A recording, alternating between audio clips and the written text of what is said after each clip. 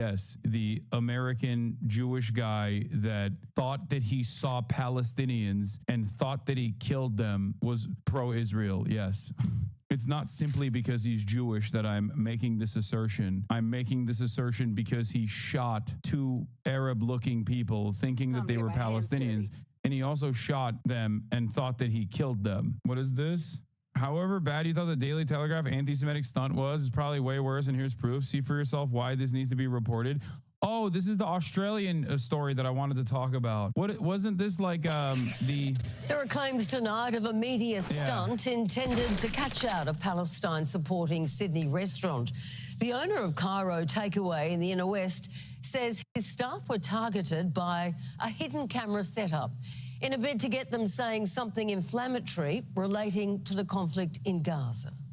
What began as a simple takeaway order, a cup of hibiscus tea for the man in the white shirt and hat, ended in confrontation outside. And I'll do exactly what you did to me, filming.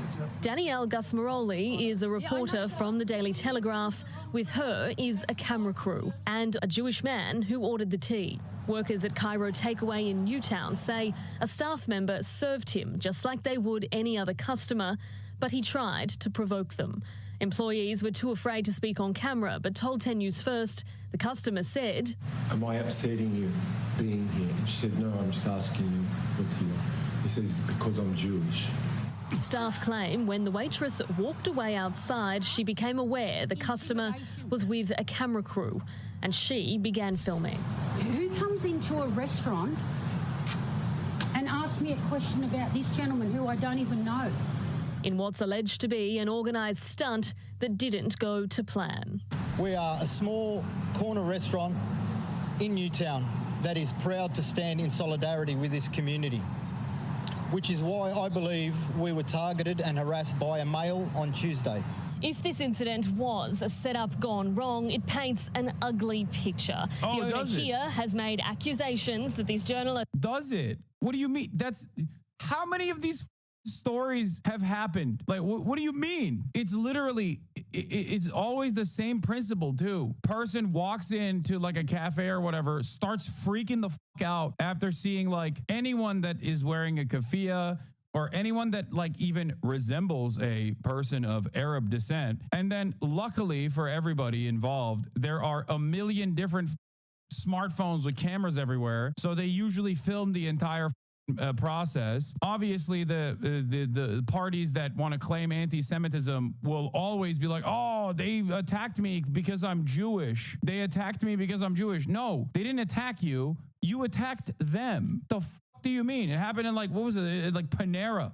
Tried to manufacture a story and stoke division. Who is they? They is literally anyone and everyone. Could be a Mexican dude that happens to look kind of Arab. Could be a dude wearing a shirt that says, say yes to peace. They could be a child's artwork in the form of a quilt in the UN headquarters that says, give peace a chance. Could be a pregnant lady at a Panera. It seems insane when I say this. These are all real instances of this exact same thing happening. They could be a bunch of people literally in a drum circle singing Kumbaya as a lady stands in front of them claiming that they're not scared because they're wearing a t-shirt that they drew the Star of David on, and the people want nothing to do with this lady.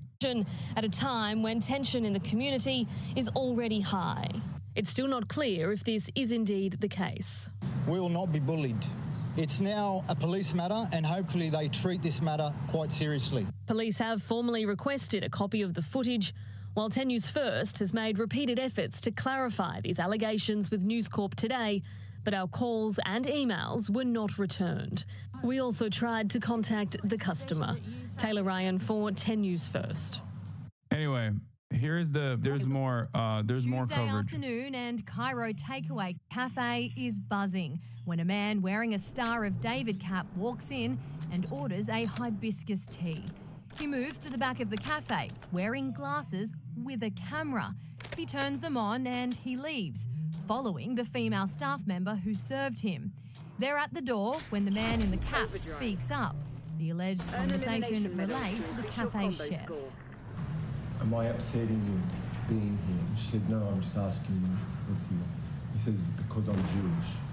Seconds later, a senior journalist from the Daily Telegraph enters with her photographer and allegedly asks the same female server, "Have you got a problem with the man with the white cap?"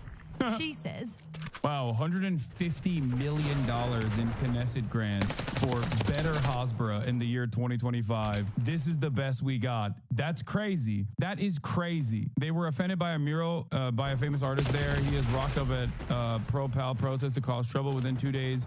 2 Muslims were attacked in Sydney. One of them was pregnant. Literally nothing in the media. At the same time, well-known Lebanese artist meant to represent Australia at Venice Biennale was dropped, breaking all normal processes.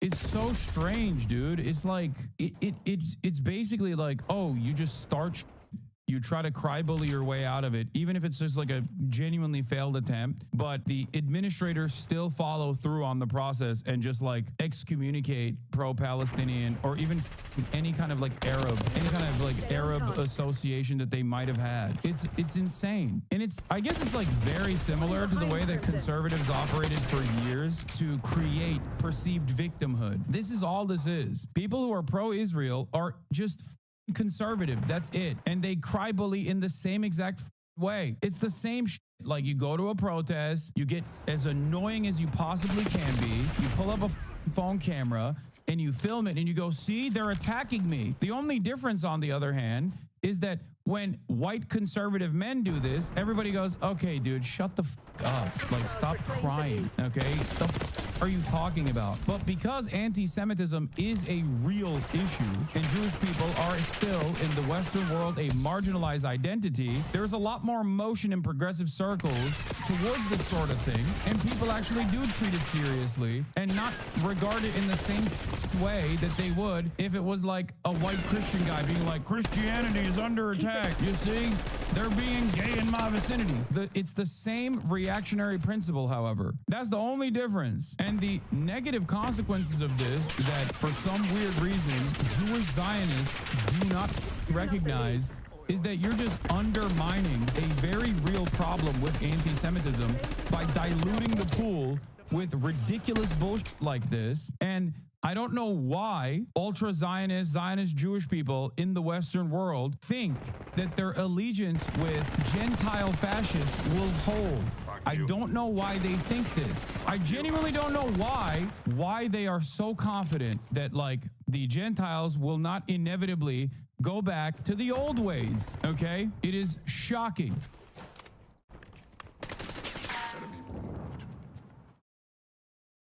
So I know the people have been clamoring for my return, and we're going to return talking about the anti-Cybertruck campaign that has been sweeping across the West.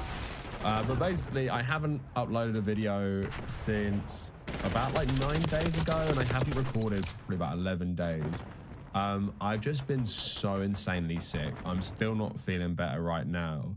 And just to let you guys all know, no good deed goes unpunished. My sister was really ill. It was her birthday, so I sat with her for like 4 hours watching the Hunger Games 2.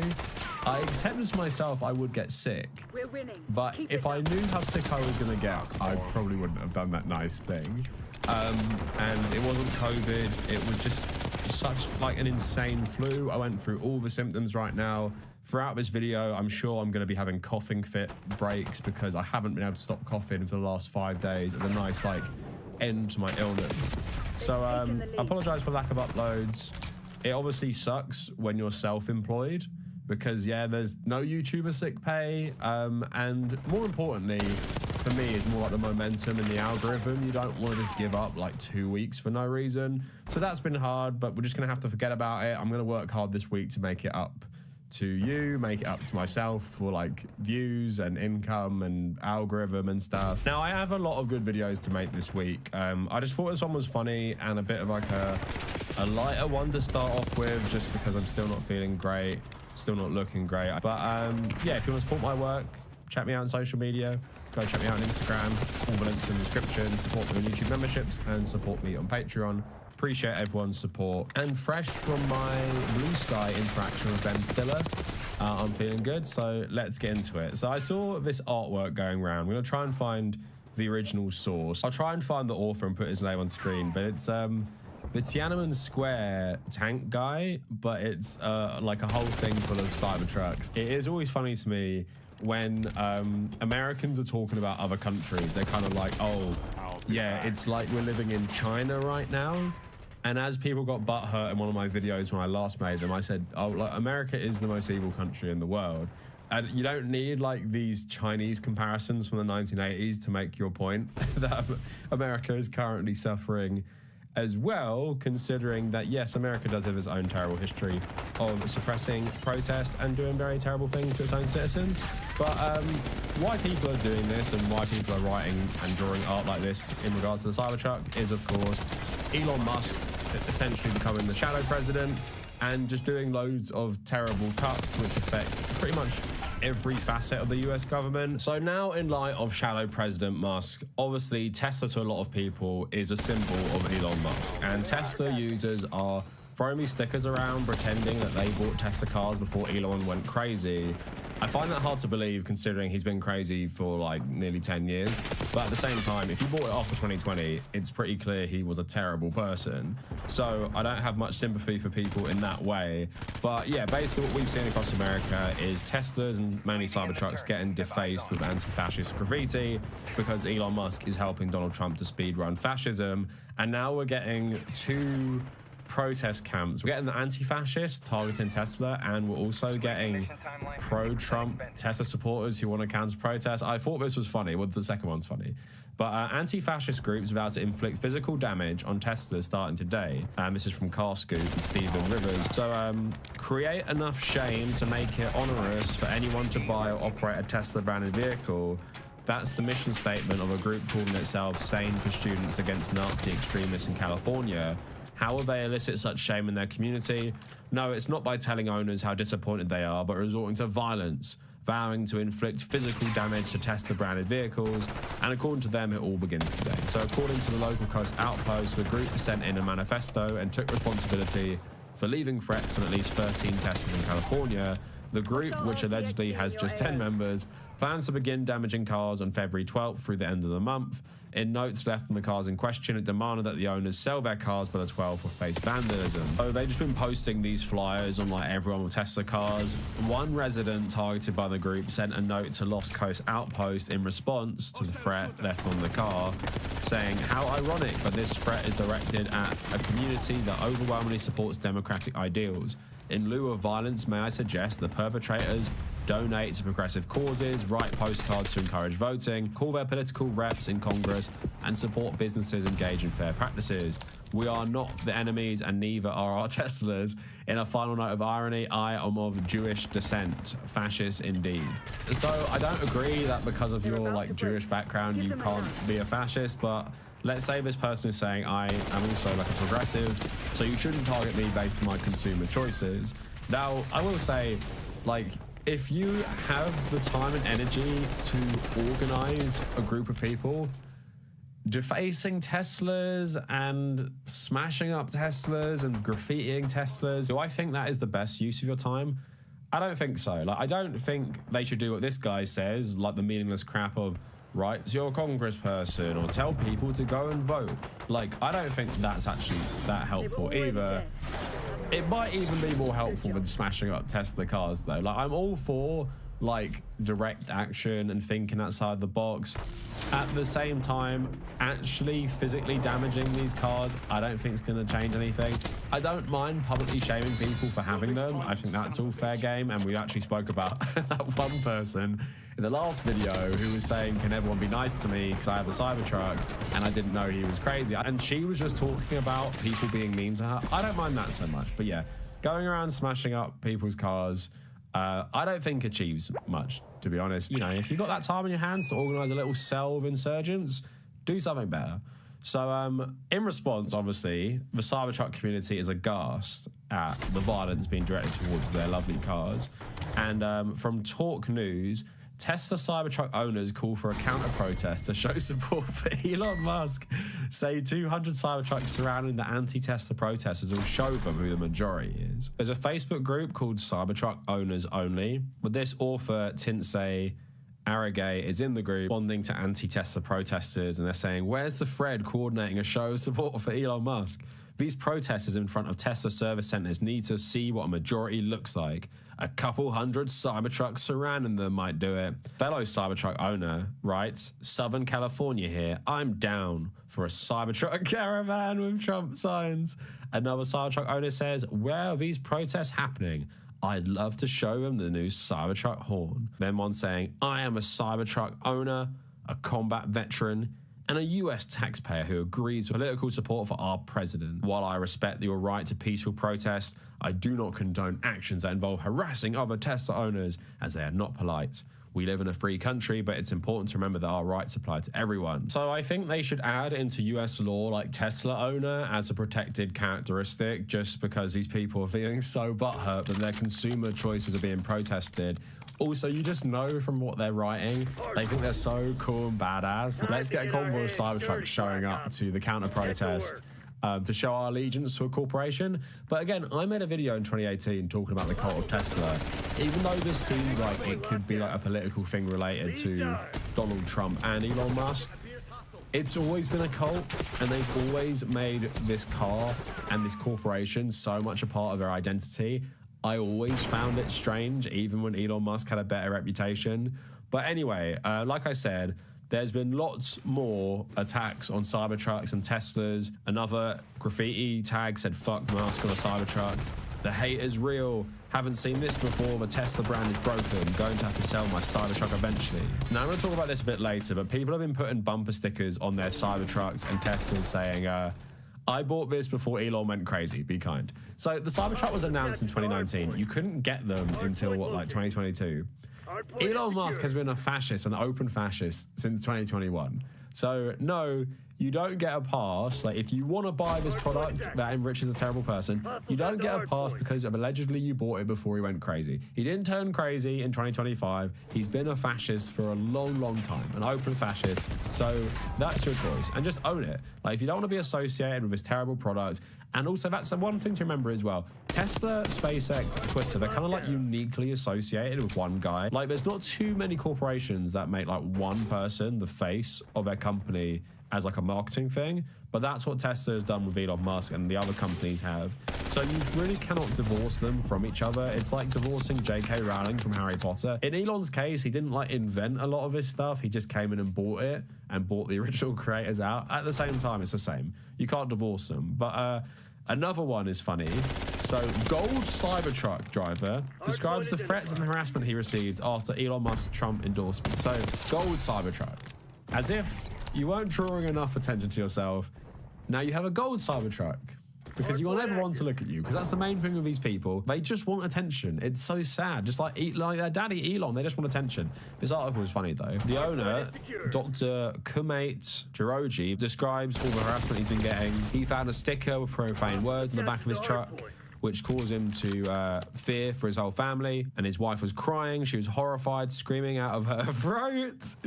Don't drive that Cybertruck anymore. The life of privilege you have to live to get a mean letter on your car and start screaming out of your throat and crying. Like the image I'm seeing right now is just so fucking funny. Like, yeah, you're that fragile that someone doesn't like your consumer choice. And you start crying your eyes out and screaming. Article goes on to say, the truck features an advertisement for his medical spa business, which he started 3 years ago. I pursued my dream, you know, and now I'm enjoying that free speech. But with this taking a different turn, this is when I'm very concerned. The colour of his truck does him no favours, since it attracts a lot of attention. He hopes people will stop harassing him. He also said he has tried to trade in his Tesla, but Tesla is not accepting Cybertruck trade-ins. And he also goes on to say, if you disagree, don't retaliate, don't be violent, don't try and hurt your neighbour. You know we're all human. Yeah, like, don't hurt people for driving Cybertrucks. I think, like, as a justification for violence, it's one of the most stupid ones ever. But at the same time, I think out of all consumer choices where you're making a statement, Cybertruck, that is gold. It's not like you're trying to fly under the radar. You do want to stand out. And I would say that because of the political climate, like, yeah, maybe, like, get a new car. Like, I know a lot of people, like, finance cars. I'm going to say if you have enough money to buy a Cybertruck, because they are very expensive, I maybe don't feel too bad, but you might have to trade it in and maybe just buy a cheap car. for the meantime and try and sell it on Facebook or some shit. Don't have much sympathy, but that is like part of the wider trend of Elon Musk basically tanking Tesla's reputation because of stuff to do with the far right and like explicitly memeing about like World War II history. Although I'm not going to pretend Europe is some haven of anti-racism, because it's not. At the same time, a lot of people in Europe don't like explicit Nazism, mainly because they destroyed so much of Europe, right? So if you think about the UK, for example, UK was like colonial power during World War II.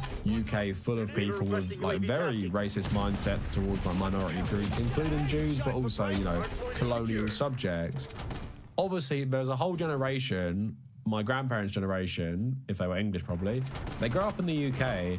They've actually had friends and families killed during the Blitz and stuff. Obviously, so many people died in World War II. You don't forget that, and it has a name, right? And although we recognize that a lot of fascism in this period and just terrible atrocities done throughout the colonial period was also perpetrated by people in the United Kingdom, at the same time, people in the Netherlands, UK, France, they still have this association that this type of stuff is bad, right?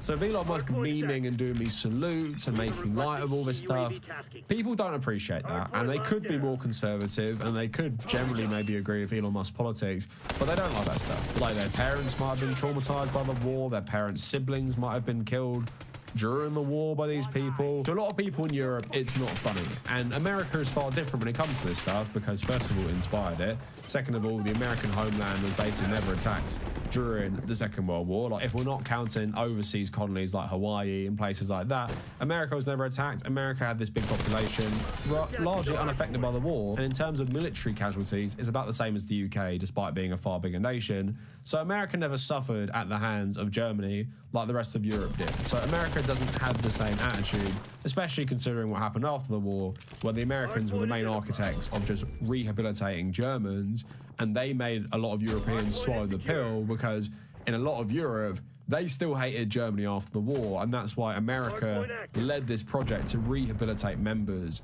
of the German state during this period, and Rommel was the best example where he was fed as, this is the good German, this is the guy who tried to end it all, he tried to stop Hitler and stuff. So they're not all bad, and swallow this propaganda because we need the West Germans to fight communism. So an article by Carlton Reed at Wired, he wrote about this. Elon Musk's toxicity among Europeans is such that many owners of Tesla news websites have ditched Muskmobiles for other EV brands. John Gibbs of Birmingham, England runs what he calls the world's biggest Tesla inventory site and the largest database of new and used Tesla motors in the world, and he used to own one himself and now drives a BMW. Likewise, Tim Rage-Vanger of the Netherlands, founder of Tesla 360, a Dutch everything Tesla site, recently sold his Model Y. Both entrepreneurs pinned their car switch on Musk's support for European far-right parties and his salute. While Musk might have gone away with the salute in some parts of the world, European markets reject such behaviour. World War II still casts a long shadow. He may be right, Tesla sales are in freefall in Europe right now. Last month in Norway, where EVs overtook internal combustion vehicles in total market share in 2024, it recorded a biting 37.9% slump. At the same time, Tesla sales in France fell by 63%, and it gets even worse. In Spain, it plummeted by 75%. So the guy who founded the Netherlands site, he said he's owned several cars, Tesla cars. Later this year, he planned to upgrade to another one, but he offloaded his current Model Y, and he said, I received only half of the original price when selling it, but I do not want to be associated with Elon Musk's ideology. So it seems like Europe doesn't see the joke, where Elon Musk thinks he's memeing and he thinks it's so funny. Obviously, you had Spain as well being like the highest in terms of the falling sales of Tesla. I don't know why specifically, if anyone in Spain can enlighten me. But yeah, what we're seeing here is one man basically tank his car company. But the thing is, this is what is so depressing. It's probably worth it to him, because as much as it's fun to talk about how this might like hurt his bottom line, might hurt his share prices, what he's doing is basically he's trading in his public reputation with the world. He's trading it in to be more cozy with the US government. And Elon Musk companies pretty much, I think, are some of the biggest companies that get these massive US contracts, right? Including things like with the Department of Defense. And recently they're trying to worm their way more into NASA. So the trade-off of everyone hating him in Europe and these sales plummeting for Tesla, the trade-off for Elon Musk is he's getting political power. He's getting to do whatever the fuck he wants within the US government. And instead of funding himself through car sales, he's just funding himself more and more through US taxpayer money. And that's going to be a worthwhile trade-off because he's making an alliance with the most powerful nation in the entire world, and he's getting in there as this shallow president. So although there are people defacing Teslas, people trading in Teslas, people selling their own Teslas, and this huge drop in people buying Teslas, I don't think it really matters, sadly. It's funny people are trying to justify their consumer purchases saying, oh, I didn't know Elon was crazy, or I still love my car and, you know, I don't really care about Elon Musk's politics. You shouldn't criticize my consumer choice. That's all funny and, like, you know, can make an interesting conversation. But at the end of the day, the sad thing is he's pretty much untouchable at this point. He was untouchable before because of his massive wealth and, you know, all these companies he owns.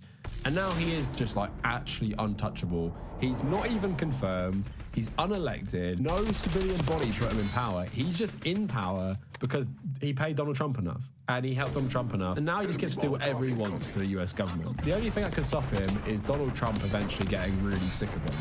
And that's pretty much it at this point. So that is it for the video. Again, thanks for sticking with me when I've been ill. I've been coughing so much recording this. Let me know what you guys think. The videos are going to get better throughout the week, hopefully. And if you made it this far, thank you for watching.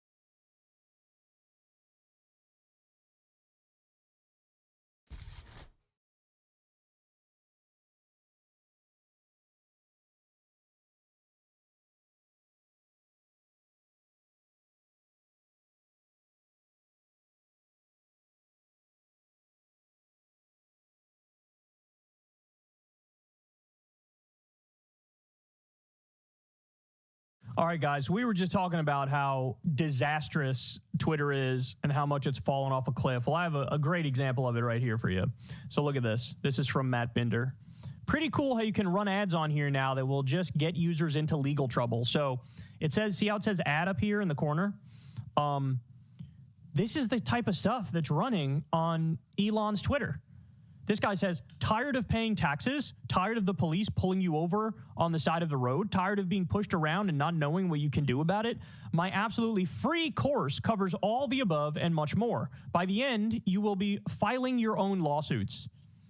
So it says, free course to never pay taxes again. Okay. As you can see, what does the community note say? This ad is pushing a sovereign citizen theory that has been thoroughly discredited in the courts. Anyone following this advice can wind up in serious legal trouble. So guys, this is a far-right movement. I think actually Wesley Snipes was inspired by this, which is why he didn't pay taxes, but then he ended up going to prison. Go figure. That's how that works. But they have these convoluted legal theories about how actually it's totally constitutional for you not to pay taxes, and don't let them tell you otherwise. Okay, well, when you get charged and then you go to prison, you're not going to feel the same way, now are you? So, but understand something. Sovereign citizens, not only is it this anti-government extremist movement that have all these bullshit legal theories, there was a time about a decade or two ago where it was like, there were more sovereign citizens terrorist attacks in this country than any other group. Like, I need you to stop and sit on that for a second. Like, the rise of anti-government extremism, the rise of far-right extremism It was originally tied to this sovereign citizens mindset. And now you have ads where sovereign citizens are arguing like, hey, you don't have to pay taxes anymore. You don't have to listen to the cops anymore. Which, by the way, there's different strains of thought within the sovereign citizens movement. But my understanding was one of the original positions was they recognized the sheriff as the highest authority. And that basically like federal government doesn't exist or shouldn't exist, and they have no authority over you. So here, I'll read a little bit more on this for you. The sovereign citizen movement is a loose group of anti-government activists, vexatious litigants, tax protesters, financial scammers, and conspiracy theorists found mainly in English-speaking common law countries, the United States, Canada, Australia, and the United Kingdom. Sovereign citizens have their own pseudo-legal belief system based on misinterpretations of common law and claim not to be subject to any government statutes unless they consent to them. The movement appeared in the U.S. in the early 1970s and has since expanded to other countries.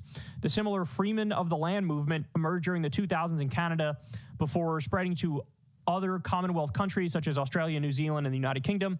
The FBI has called sovereign citizens anti-government extremists who believe that even though they physically reside in this country, they are separate or sovereign from the United States. The sovereign citizen phenomenon is one of many contemporary sources of pseudo-law.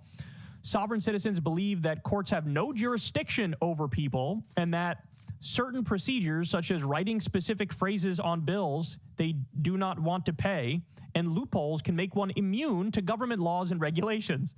They also regard most forms of taxation as illegitimate and reject social security numbers, driver's licenses, and vehicle registration. The movement may appeal to some people facing financial or legal difficulties or wishing to resist perceived government oppression. As a result, it has grown significantly during times of economic or social crisis. Most schemes sovereign citizens promote aim to avoid paying taxes, ignore laws, eliminate debts, or extract money from the government. Sovereign citizen arguments have no basis in law and have never been successful in any court. American sovereign citizens claim that the United States federal government is illegitimate. Sovereign citizens outside the U.S. hold similar beliefs about their country's governments. The movement can be traced to American far-right groups such as Posse Comitatus and the constitutionalist wing of the militia movement. The sovereign citizen movement was originally associated with white supremacism and anti-Semitism, but now attracts people of various ethnicities, including a significant number of African Americans. The latter sometimes belong to self-declared Moorish sects. The majority of sovereign citizens are not violent, but the methods the movement advocates are illegal. Sovereign citizens notably adhere to the fraudulent schemes promoted by the Redemption A4V movement.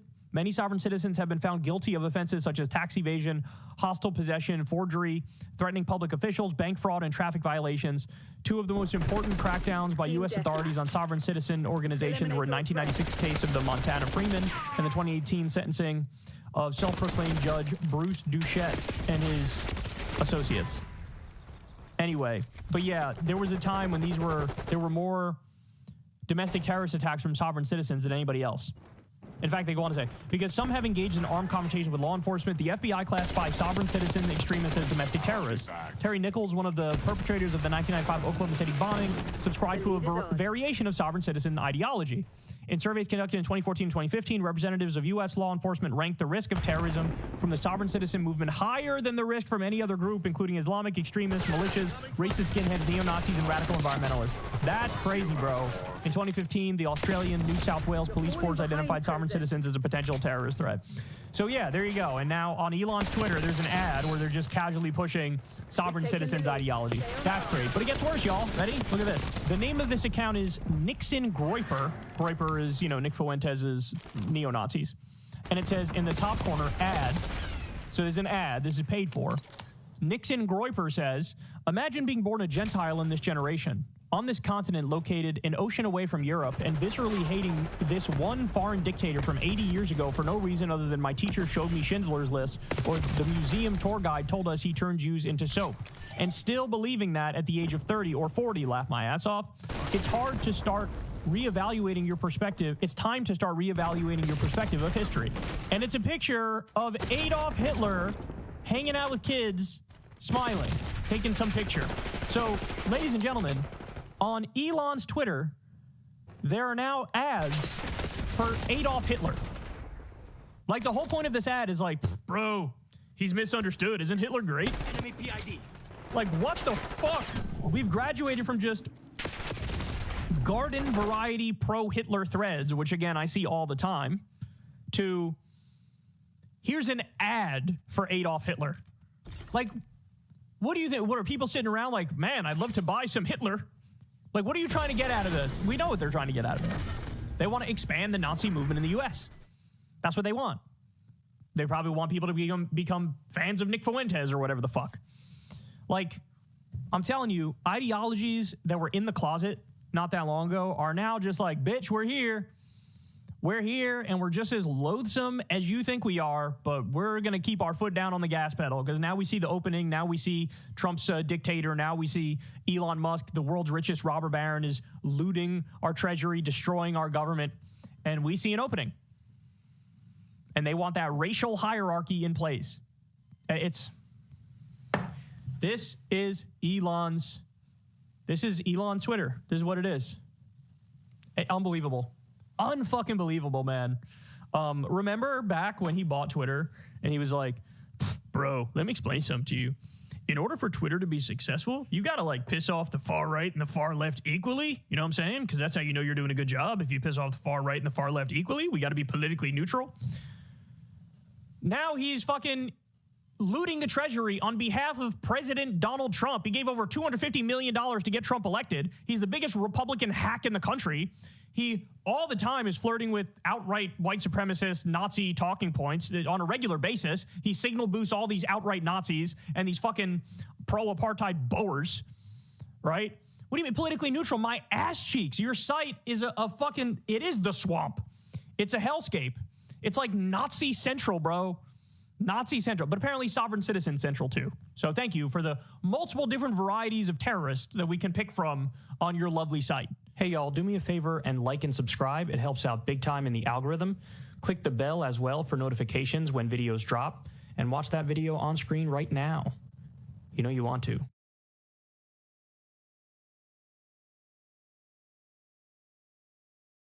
So Matt Walsh is getting into motivational content. He wants men to feel like they have a purpose, and so they're doing kind of like, I don't know what this looks like.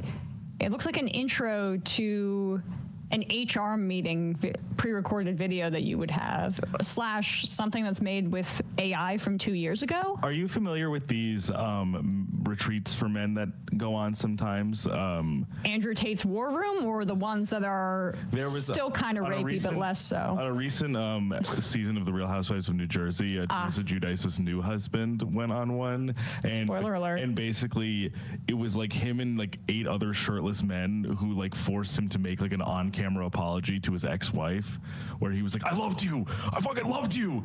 I should have done. I'm sorry. And they're like, you don't mean it. You don't mean it. And they make him force him again to like basically go coerce this confession out of him. So it's kind of a Jordan Peterson-y cult vibe. This seems like some of the stuff that maybe would be in the onboarding material for some of these retreats. And they definitely don't hook up with each other. No, don't even imply it. Anyway, Matt Walsh has some advice for men. Men love going on missions. A quest, technically, is a long journey in search of something. So, you go on a quest to find the buried treasure. You go on a mission to save the damsel locked in the tower guarded by the evil dragon. So these terms are similar, but not exactly the same. You might even say that a quest is a mission with a puzzle attached. What we hate are pointless puzzles. Okay, we hate having to crack some complicated code. Okay. When the answer. Complicated code, like, a woman blathering. So, oh my God, stop talking. It's too complicated. A quest is a long journey with a puzzle attached, and the journey has the princess at the end. But why do you hate? But he says that men like quests and journeys, but they don't like. But a quest would involve a puzzle, but they don't like pointless puzzles, which are the ones that your bitch wife would give you. Yeah, so the mission is for like the knight finding the damsel in the tower. Mm-hmm. The quest is for like maybe a less like a tangible goal that doesn't involve another person, like finding a pot of gold or solving a puzzle for a commodity or something. But there can be good quests and bad quests. Right. And a quest can be a journey, but a journey journey, or a journey can be a quest, but not necessarily the other way around. But there are certain bad quests because bad quests involve puzzles that are annoying. Right, okay. So we have 3 different categories of male empowerment. We have a journey, which is unequivocally good. Always good. We have and then we have a quest, but then that forks. You can have a good quest, which still involves getting a hot lady at the end, and a bad quest, but both quests involve puzzles, and the bad quest is nagging. Okay, start over. It's really hard to figure out. The taxonomy is important because there's a lot of definitions for being a man. Yeah, a lot of rules. It sounds like it's a little cumbersome, but I don't know. Men love going on missions. A quest, technically, is a long journey in search of something. So, you go on a quest to find the buried treasure. Please, just start over, because I love the animation of missions with emphasis, and it's in yellow font like a construction site, so maybe you get to wear an outfit. Men love going on missions. Missions. Men love going on missions. A quest, technically, is a long journey in search of something. So, you go on a quest to find the buried treasure. You go on a mission to save the damsel locked in the tower guarded by the evil dragon. These terms are similar, but not exactly the same. You might even say that a quest is a mission with a puzzle attached. What we hate are pointless puzzles. Okay, we hate having to crack some complicated code when the answer could be easily obtained some other way. I know for me, as a man, actual puzzles in a box, I hate those. I'm not going to do them because the picture of what the thing is on the box. It is the box. Stupid. So why do I need to do it? I'm going to spend 6 hours putting a puzzle together to just recreate the picture. It's already right there. I don't see a point to it, so I don't want to do it. In a relationship, a man gets frustrated when his wife wants something or is upset about something and won't just come out and say what it is. That's the kind of puzzle we hate because it's artificial, it's arbitrary. The woman is creating a puzzle and wasting our time and generating frustration and friction needlessly. But can you pause it? All right. So I do love this. I love. As a married man, I could totally empathize with this. Yeah. When I'm sitting with my wife doing a puzzle and she asks me something that I don't get, I'm like, this is 2 unnecessary puzzles. I don't want to be doing this anymore. You need to be, you should be on a journey. And I could be on a journey right now. I'm not on a mission right now. But it's just amazing. Like you unpack just like learned things when you're growing up about like how certain men talk to women. And it really is this inherent dismissal, because what he's saying here is that if a wife presents you with a problem that is not easily solvable, it's because and you're frustrated by it. This isn't about like learning a little bit more about where her feelings are coming from or what she may be asking of you, and having the patience to sit with the puzzle and make it so that she feels happy in the relationship and you have a partnership. No. That is her creating an obstacle for you and creating a puzzle that's very frustrating that leads to nowhere, because what could you be saying that has any value? This is just something, it's a vehicle to frustrate you. It's not about her emotions. It's a vehicle to frustrate you as a man. Let's go back a little bit. This is also an incredible stitching together of stock footage. Yes, I like this where they're arguing, and it didn't even take a minute. We're at 59 seconds. I knew that it was leading to women be bitches, but he sped run it right there. Look how unreasonable she's being in the stock photo. I know, obviously. You can tell this guy is so puzzled right now. We hate because it's artificial, it's arbitrary.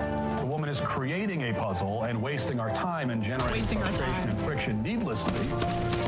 But if there is a puzzle that actually needs to be solved in pursuit of some ultimate goal, some mission, well then we love that.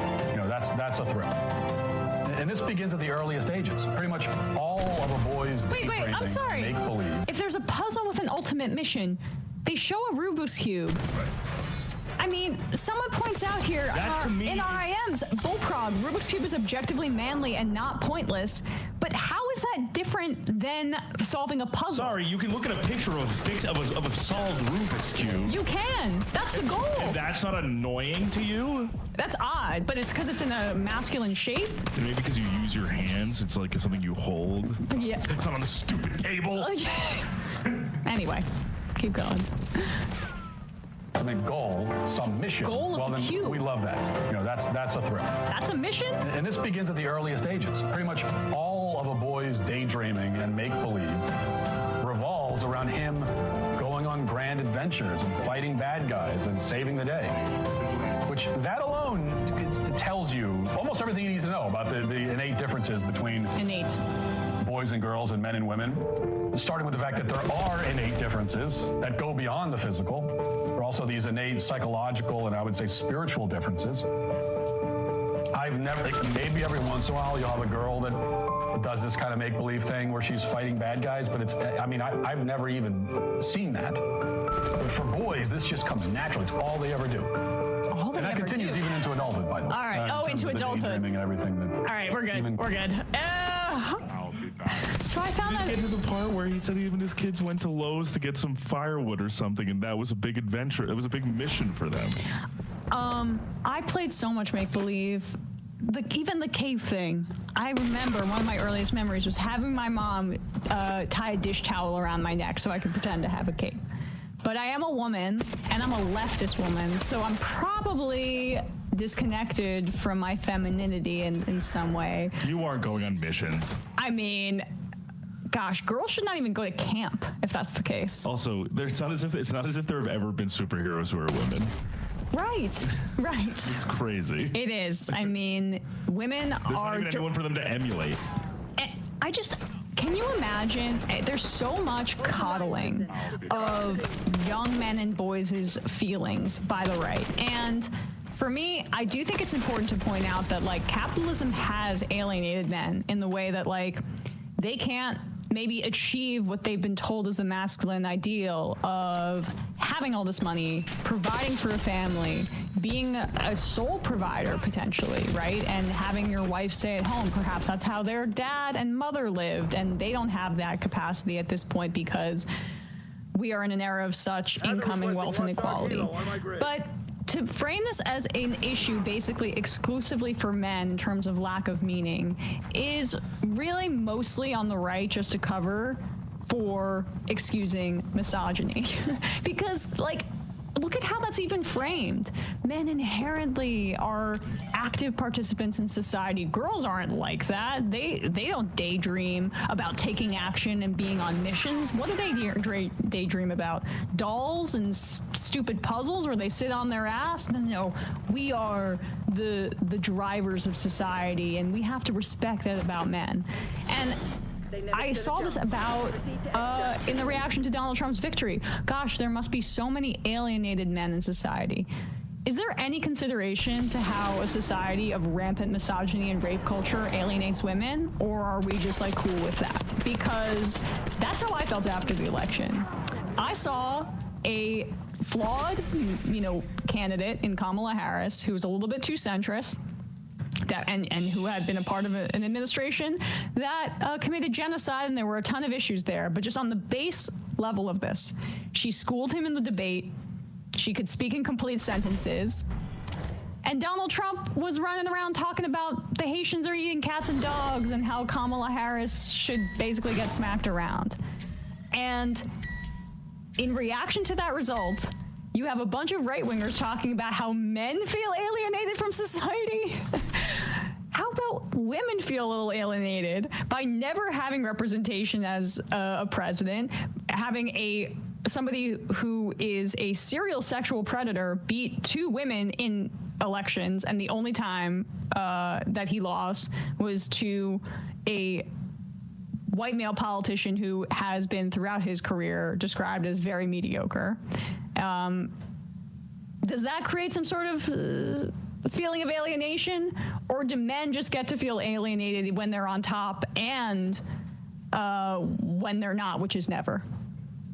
And I think it's also the answer to that for people on the right is sometimes you don't, I think, see it as plainly stated, but I think it just sometimes jumps out in sort of like moments of rare honesty. about why men are alien, or sort of them not wanting to actually answer the question of why men are alienated. It kind of came out in the interview from last week you did on Thursday with Jamie Tossin and Matt Shea about Clown World, their book about embedding with Andrew Tate and his coterie of associates. Is that who Trump is cozying up to now, trying to get Romania to drop their charges or sort of alleviate unrestrict him, the house arrest or whatever it is over there currently. But because they sort of made this point, which is like, implicit in trying to encourage people to continue to watch their material is sort of like, don't commiserate with your friends in person, and furtherance of that, don't meet new people, don't join a union, don't volunteer in your community to help people who are more marginalized than you are, don't take up a hobby, because what should your hobby be and what should your cause be? Watching more of my videos, and so I can be about how alienated you are, and about how many rules there are, about the rules you need to be following, and about how women are an impediment to that. And not only that, sprinkled in with that for some of Steven Crowder's videos is, also you need to homeschool your kids. We need to defund public education in school, and education needs to go back to the home.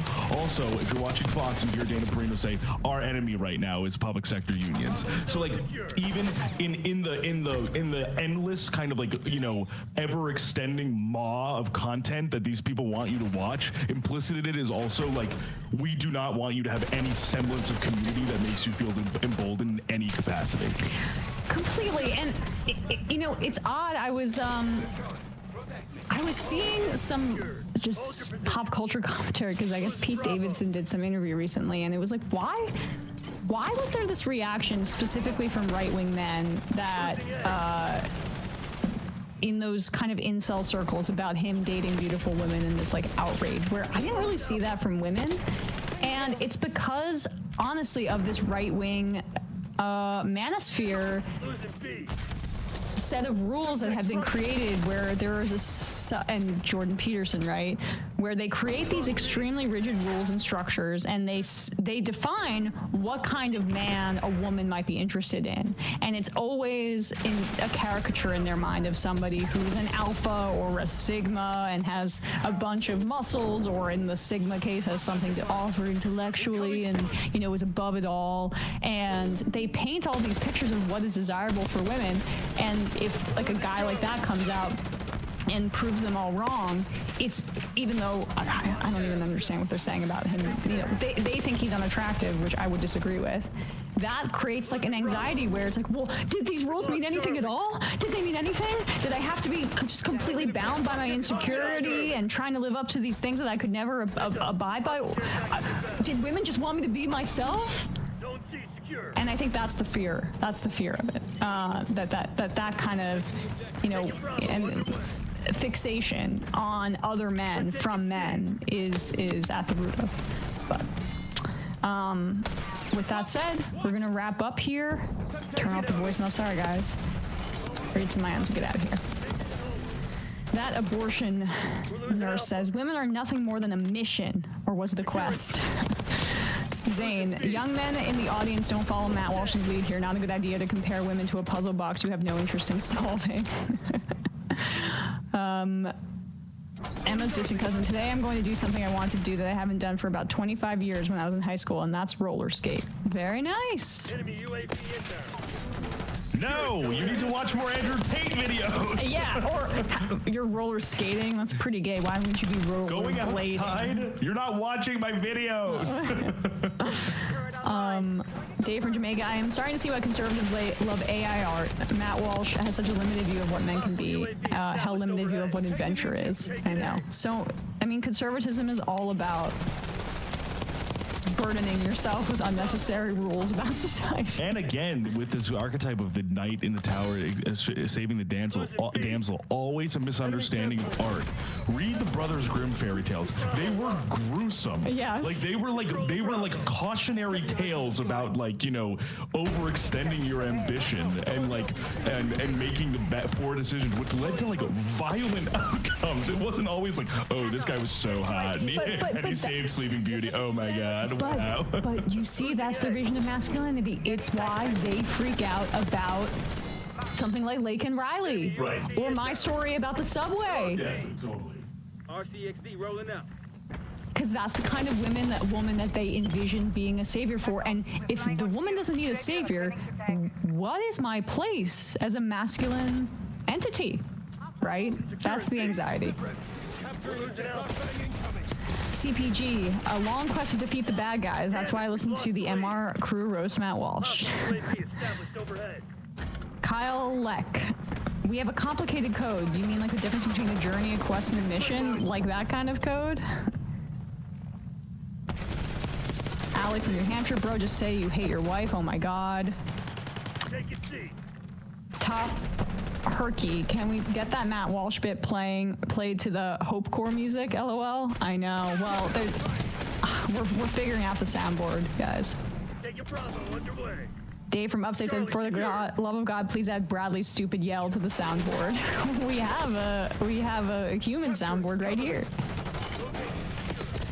Worcester Don Draper. A while back, I looked at the ad efforts for the Daily Wire. They had a massive amount of money dedicated to marriage counseling keywords on some Google search. I think Daily Wire's insertion point to a lot of guys is when marriages get rocky. They grab guys when they start to go their own way. That's fascinating.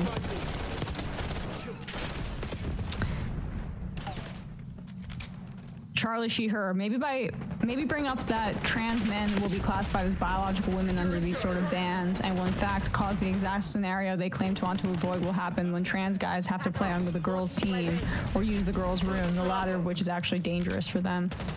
They don't care about it. Hey folks, don't forget to hit the subscribe button and check out our daily show. We do it every day at 12 p.m. Eastern for about 2.5 hours. We even take phone calls. You should check that out. Lock it down, Charlie.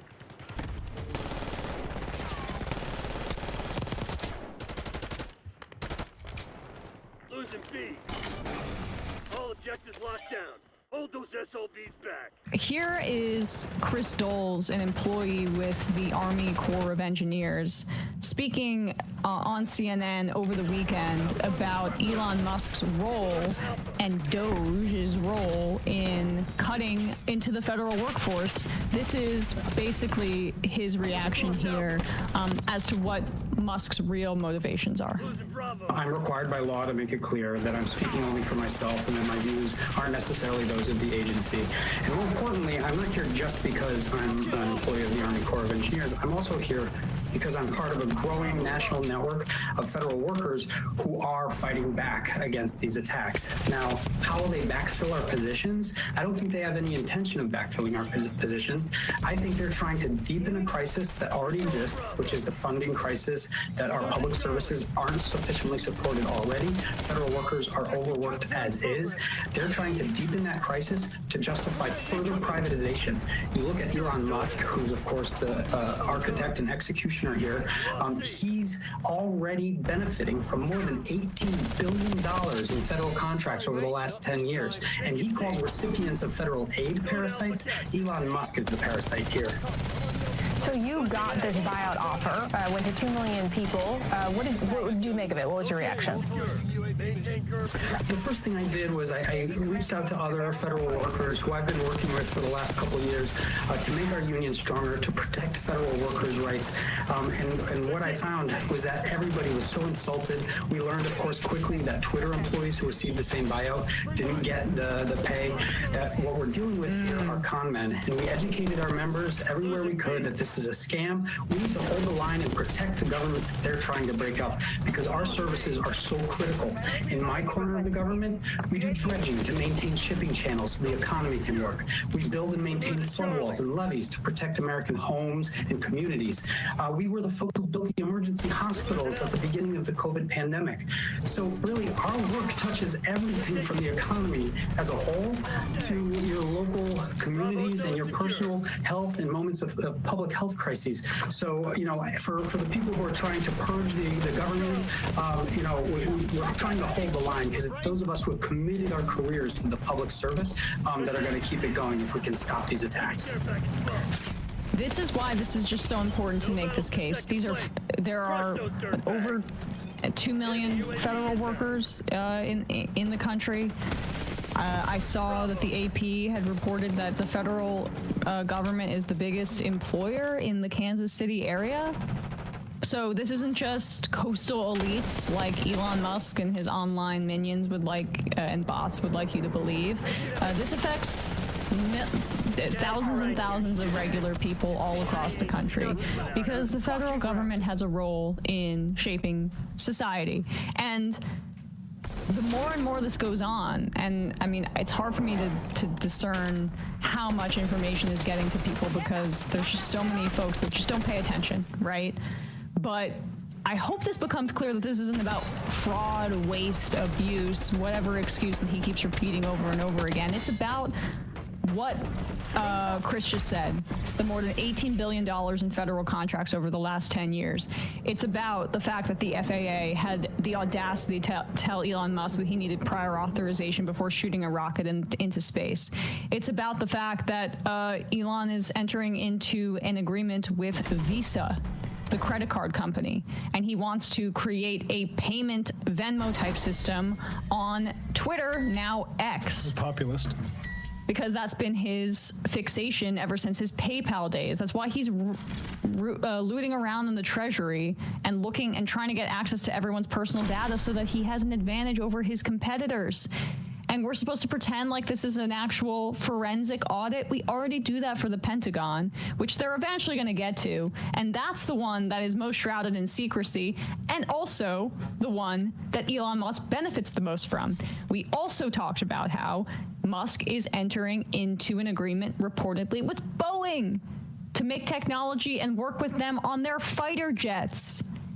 This is as corrupt as it gets. This is the natural endpoint of the post-Citizens United world, where corporations are people and money equals speech, and rich people have more speech by definition, so they have more of a say in our government. And now it's epitomized by the richest person on the planet doing that directly with his little 4chan minions and groypers who want to take a break from posting about how eugenics is a great idea to take a look at your private bank data so that Elon Musk gets a leg up on Venmo. I mean, it's absolutely absurd. It's absolutely absurd. And it's a real shame that we see folks validating this narrative, and it extends from people like Josh Shapiro, who we just showed that tweet, validating the narrative, to members of the media who repeat that this is about waste, fraud, and abuse. Our money in this matter is publicly available. The money that Congress allocates as having the power of the purse and gives to these agencies is publicly available information. Everything that Doge is putting out there, you can already find. They're just trying to claim that because it comes in text form and it's in the data spreadsheet, that it's the fraud, waste, and abuse that they're talking about, as opposed to the budget and the items that are agreed upon by Congress and then signed into law by the president. And they're not even really going that far. They're just saying, look at all the stuff we found, without even really, the times that they gesture toward it, it's like adoption services for Lutheran churches. Yes. And the truth is that conservatives are stupid cattle.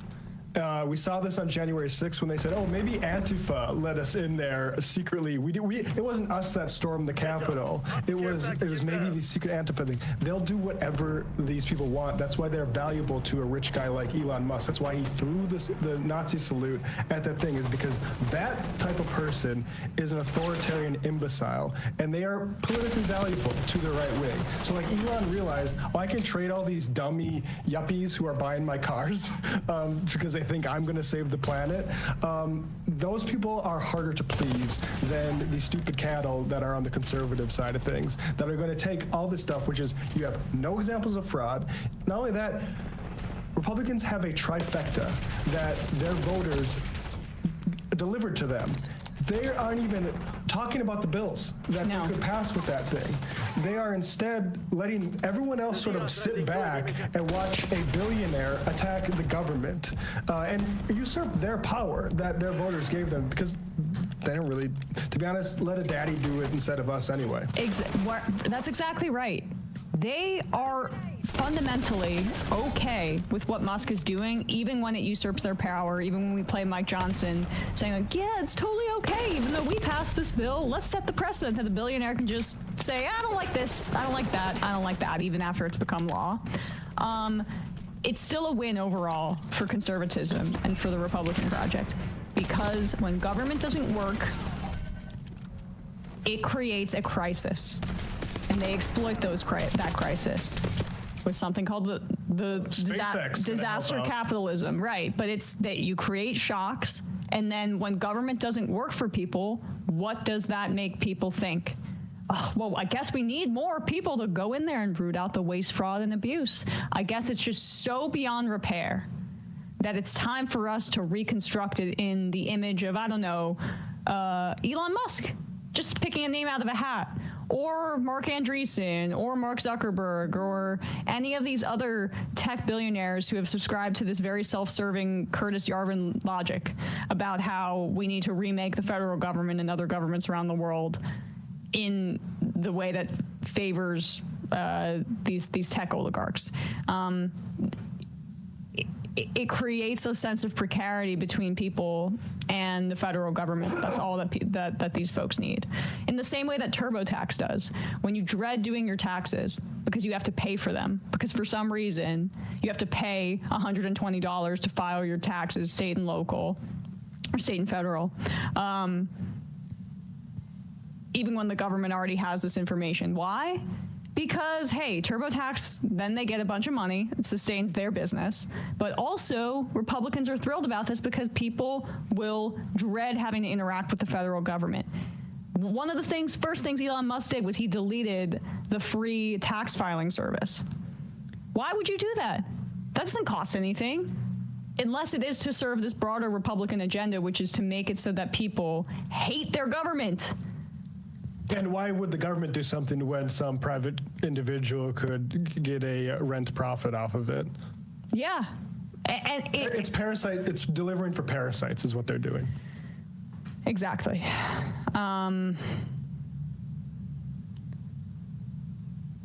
Social, conservative, fiscal, liberal. I'm not an accelerationist, but a Boeing-Musk partnership seems like a real destroy American air power type thing, even more than F-35. You know who is accelerationist is Hakeem Jeffries and Josh Shapiro and Chuck Schumer, all the folks who just want to sit back and say, look, elections have consequences. Hopefully they give it, they swing the consequences, it swings to us, and then we can act like we can't do shit. That is the weak sauce version of shock doctrine that will never work for them, because shock doctrine is gonna always serve capital, and Republicans have more. They've got more firepower. God, it would be nice if we had leadership that understood this. Left Coaster, the free tax service exists still. Okay, that's good to know, but yeah, okay, you can still file for free right now. They still attempted to delete it. Yeah, let's see how it lasts. Yes. Ryan the Mainer, such a good point, Matt. The Republicans are just rolling over and showing their bellies instead of using real governmental power they have right now. I can only hope their squandering of their opportunity will eventually backfire extraordinarily. This IRL streamer just crashed out over a woman and ended up smashing the window of his rental while live streaming it. I'm gonna kill her! I'm gonna... I can't believe this! I don't care, dude. I don't care, bro. I got glass in my hand. I don't care, bro. I can't take this anymore.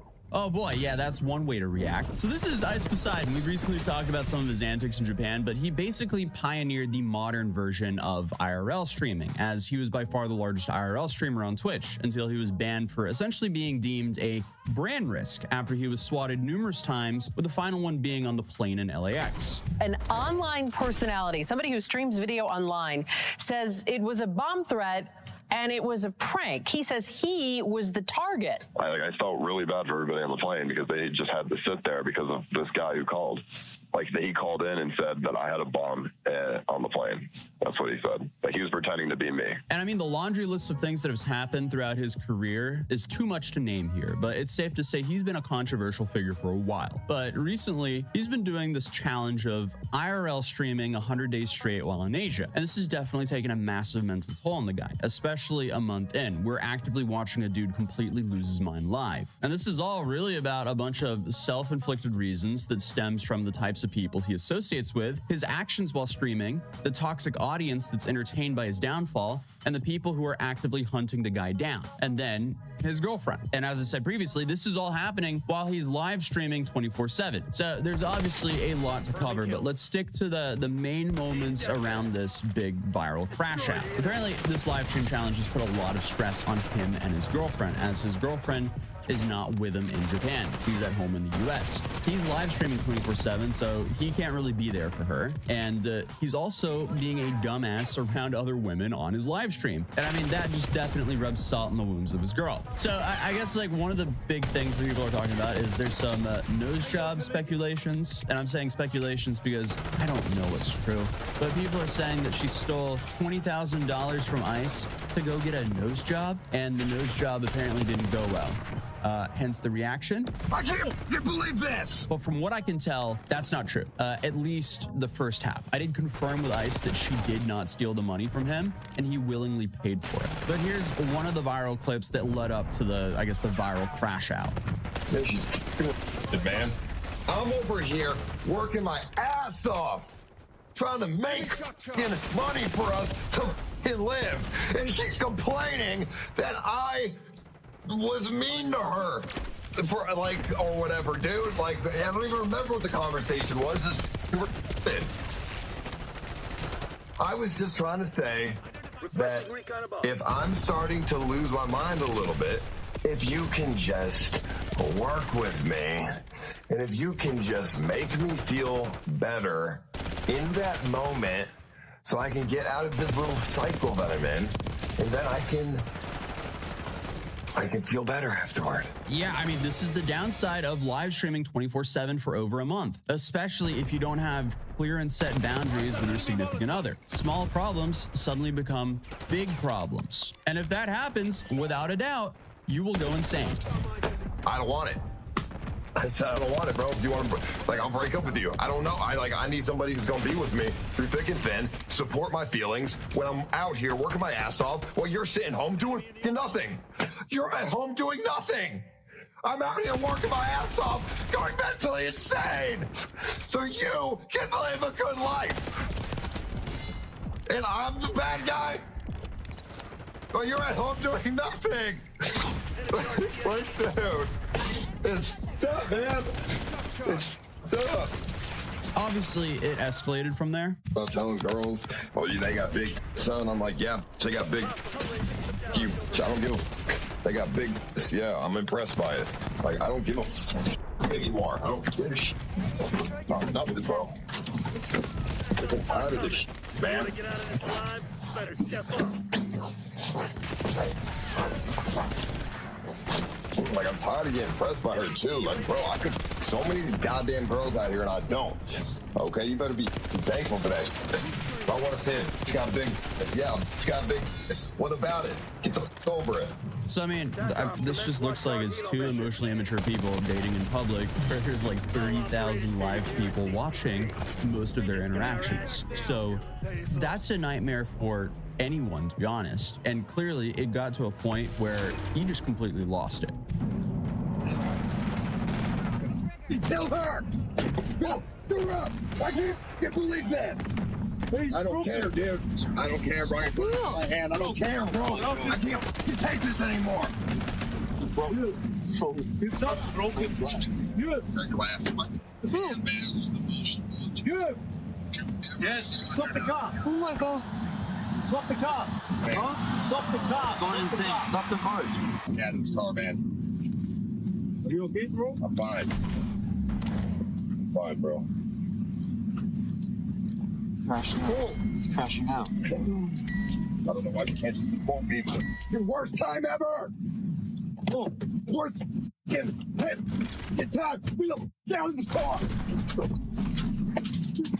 Oh my God. Yeah, I mean, this is just sad. I mean, like, at what point do you pull the plug and take a break? Because filming yourself act like this for profit is fascinating, to put it lightly. But people are reporting saying that he did this inside of a taxi cab, but I did confirm that this was a rental that he himself rented. So, I mean, hey, at least he's not burdening some innocent taxi driver for just being the driver as his girl pushed him to a breaking point. But this is what happened after he got back into the car. Sometimes you just black out.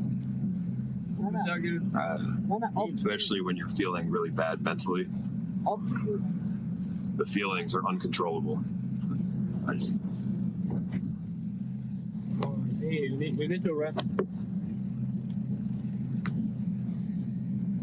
I'm not actually going to kill her. I was just so mad I couldn't control what I was saying. That's just how I felt. It was hyperbole. Right.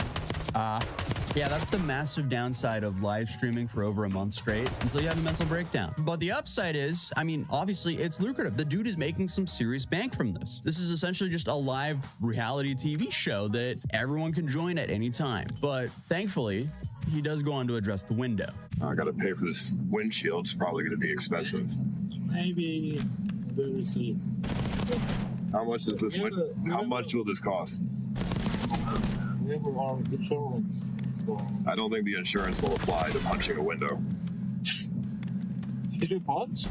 Yeah, I punched it. I'm surprised I didn't just go straight through the window, honestly. Maybe homeless. Because of homeless. Homeless to do the snowball last time. So it was a week already. Whatever. I mean, hey, at least he's not wanting to commit insurance fraud live, and he did address fixing the window right away. So it seems like he's doing the bare minimum here, hopefully. But obviously, all of this commotion has caused the Japanese public to release a wanted poster with all of these IRL streamers who are currently streaming in Japan or have been streaming in Japan. And of course, Johnny Somali has decided to reinsert himself into this, claiming that ICE is his leader. And then obviously he doubled down with the video. Hello to the people of Japan and the people of the world. I want to make this message because I've been gone for a long time. Let me introduce myself if you don't know me already. I am Johnny Somali. I am part of the criminal nuisance live streamer gang called CX. I am a high-ranking member in the black sheep of the family. We are ran by our top leader, Ice Poseidon. He's the leader of CX, and Miskiff, the leader of OTK. We are part of a live streaming international criminal mafia of nuisance streamers that have came to Japan to bring you freedom, to bring you American values. You weak Japs will never stop us.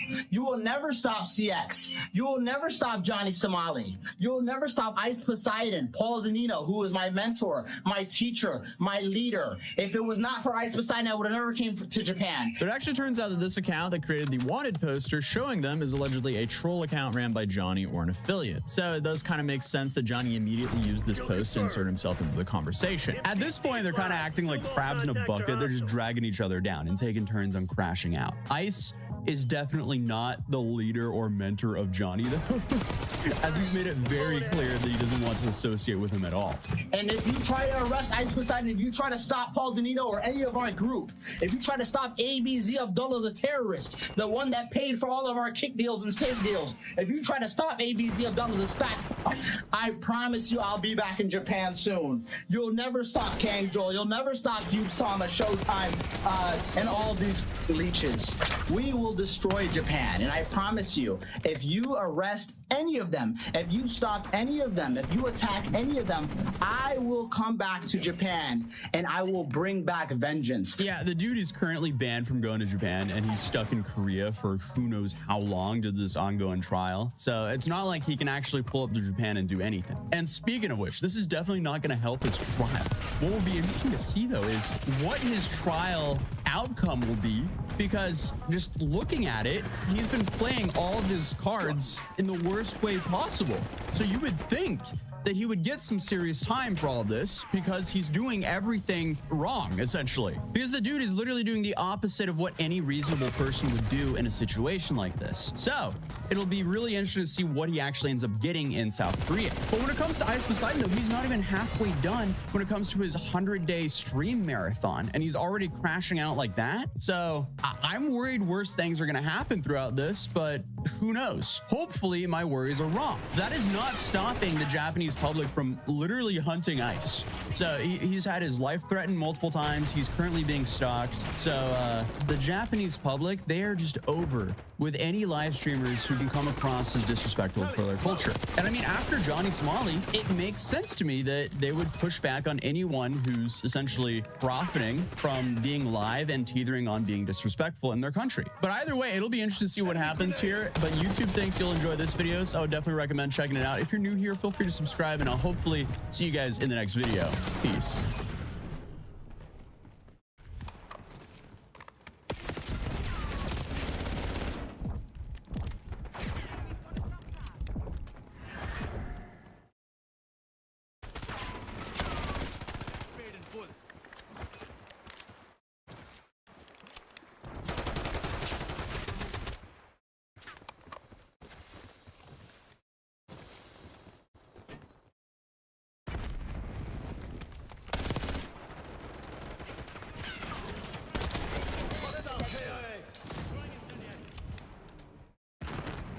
TACOM, requesting recon overhead. UAV in the territory.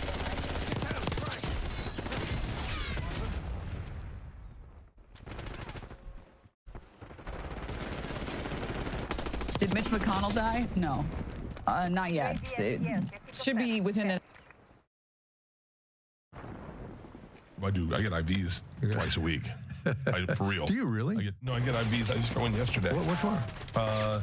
To keep healthy. I get a whole bag full, and then I get glutathione. I get NAD shot. Are you serious? Oh, yeah. Are you doing anything else in your life to try to stay healthy? Yeah. I have a trainer. I work out every day. Was that No. I'm on testosterone. I have like a wellness doctor. I have a cardiologist. I'm like super nervous about death. So I do everything to try to... Do you still drink a lot? A lot. Yes. You're not that nervous about death. This is when I was younger. Are you kidding me? That's you on the right? Yeah. Are you serious? Yeah. Dude, you let yourself go. You really did, man. These days, the best episodes of Two Bears One Cave are the ones where comedians go on the show and learn about our boy Bert. They obviously know who he is, and they've probably seen him perform over the years, but it's always interesting to see their facial expressions and reactions when they slowly discover that Bert's a walking oxymoron. Actually, scratch that, when they discover that Bert's a walking moron. If you look closely enough, you can actually see the moment where they ask themselves the question, how the fuck is this guy still alive? Unfortunately for Tom Segura, these episodes with Bert and a guest generally perform the worst, with some of the most recent episodes of Two Bears One Cave achieving the lowest numbers in years. It turns out that not everyone's as desperate to hear about Bert's life as he is to talk about it. It reminds me of when Theo Von left The King and the Sting with Brendan Schaub to work things out on his own, only to end up building one of the most listened to podcasts in the world, while our boy Brendan the Business Shark Schaub started losing viewers like a casual poker player bleeding chips at the casino. Eventually, this partnership will turn sour as well, once Tom's satisfied that he's milked every last drop from Bert's teats. And there's a lot of milk in there, so don't hold your breath. For us, though, this is quality viewing. Seeing another celebrity discover the inner rot in Bert's soul is therapeutic at this point. It's like those nights when you're sitting at home after work, stuffing your face with takeaway, washing the guilt away with a couple of beers and a bowl of ice cream for good measure, and then the latest episode of My 600-Pound Life comes on, and you realize, you know what, it's not so bad after all.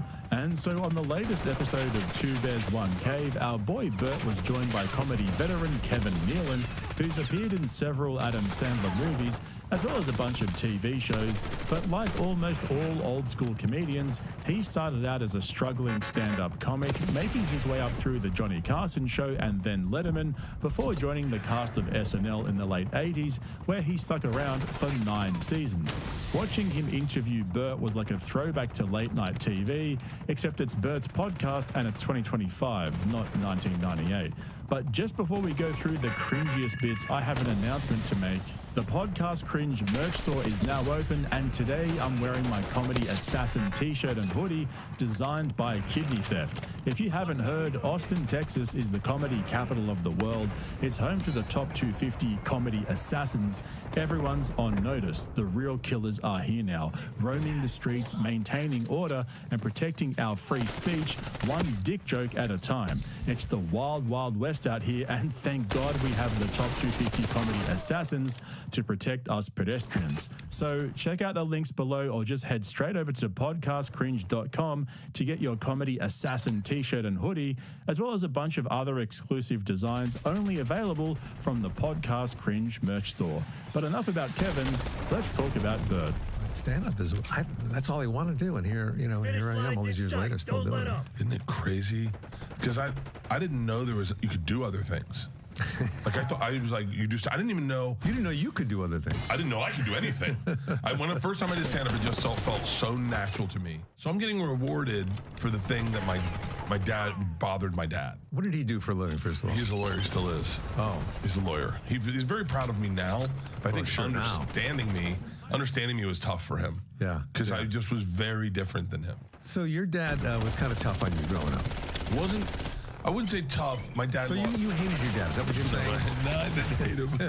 I was looking for his approval constantly. Oh yeah. I was like a dog who thought everyone loved it when I pissed on the couch. And my dad's like, "Why won't you stop pissing on the couch?" And then one day you get paid for pissing on the couch. You're like, everyone likes it now. But was it hard to keep up with that because you have to drink a lot, right? Or is that not? No, I stay very hydrated. Yeah. I knew a comic, way back when, because I started a long time ago. His name was Ollie Joe Prater. I know him. Do you know of him? Yeah. Oh yeah, he'd have the cowboy hat. He was like, short guy, kind of stocky, and he'd go on stage and he just drinks so much. And eventually he died.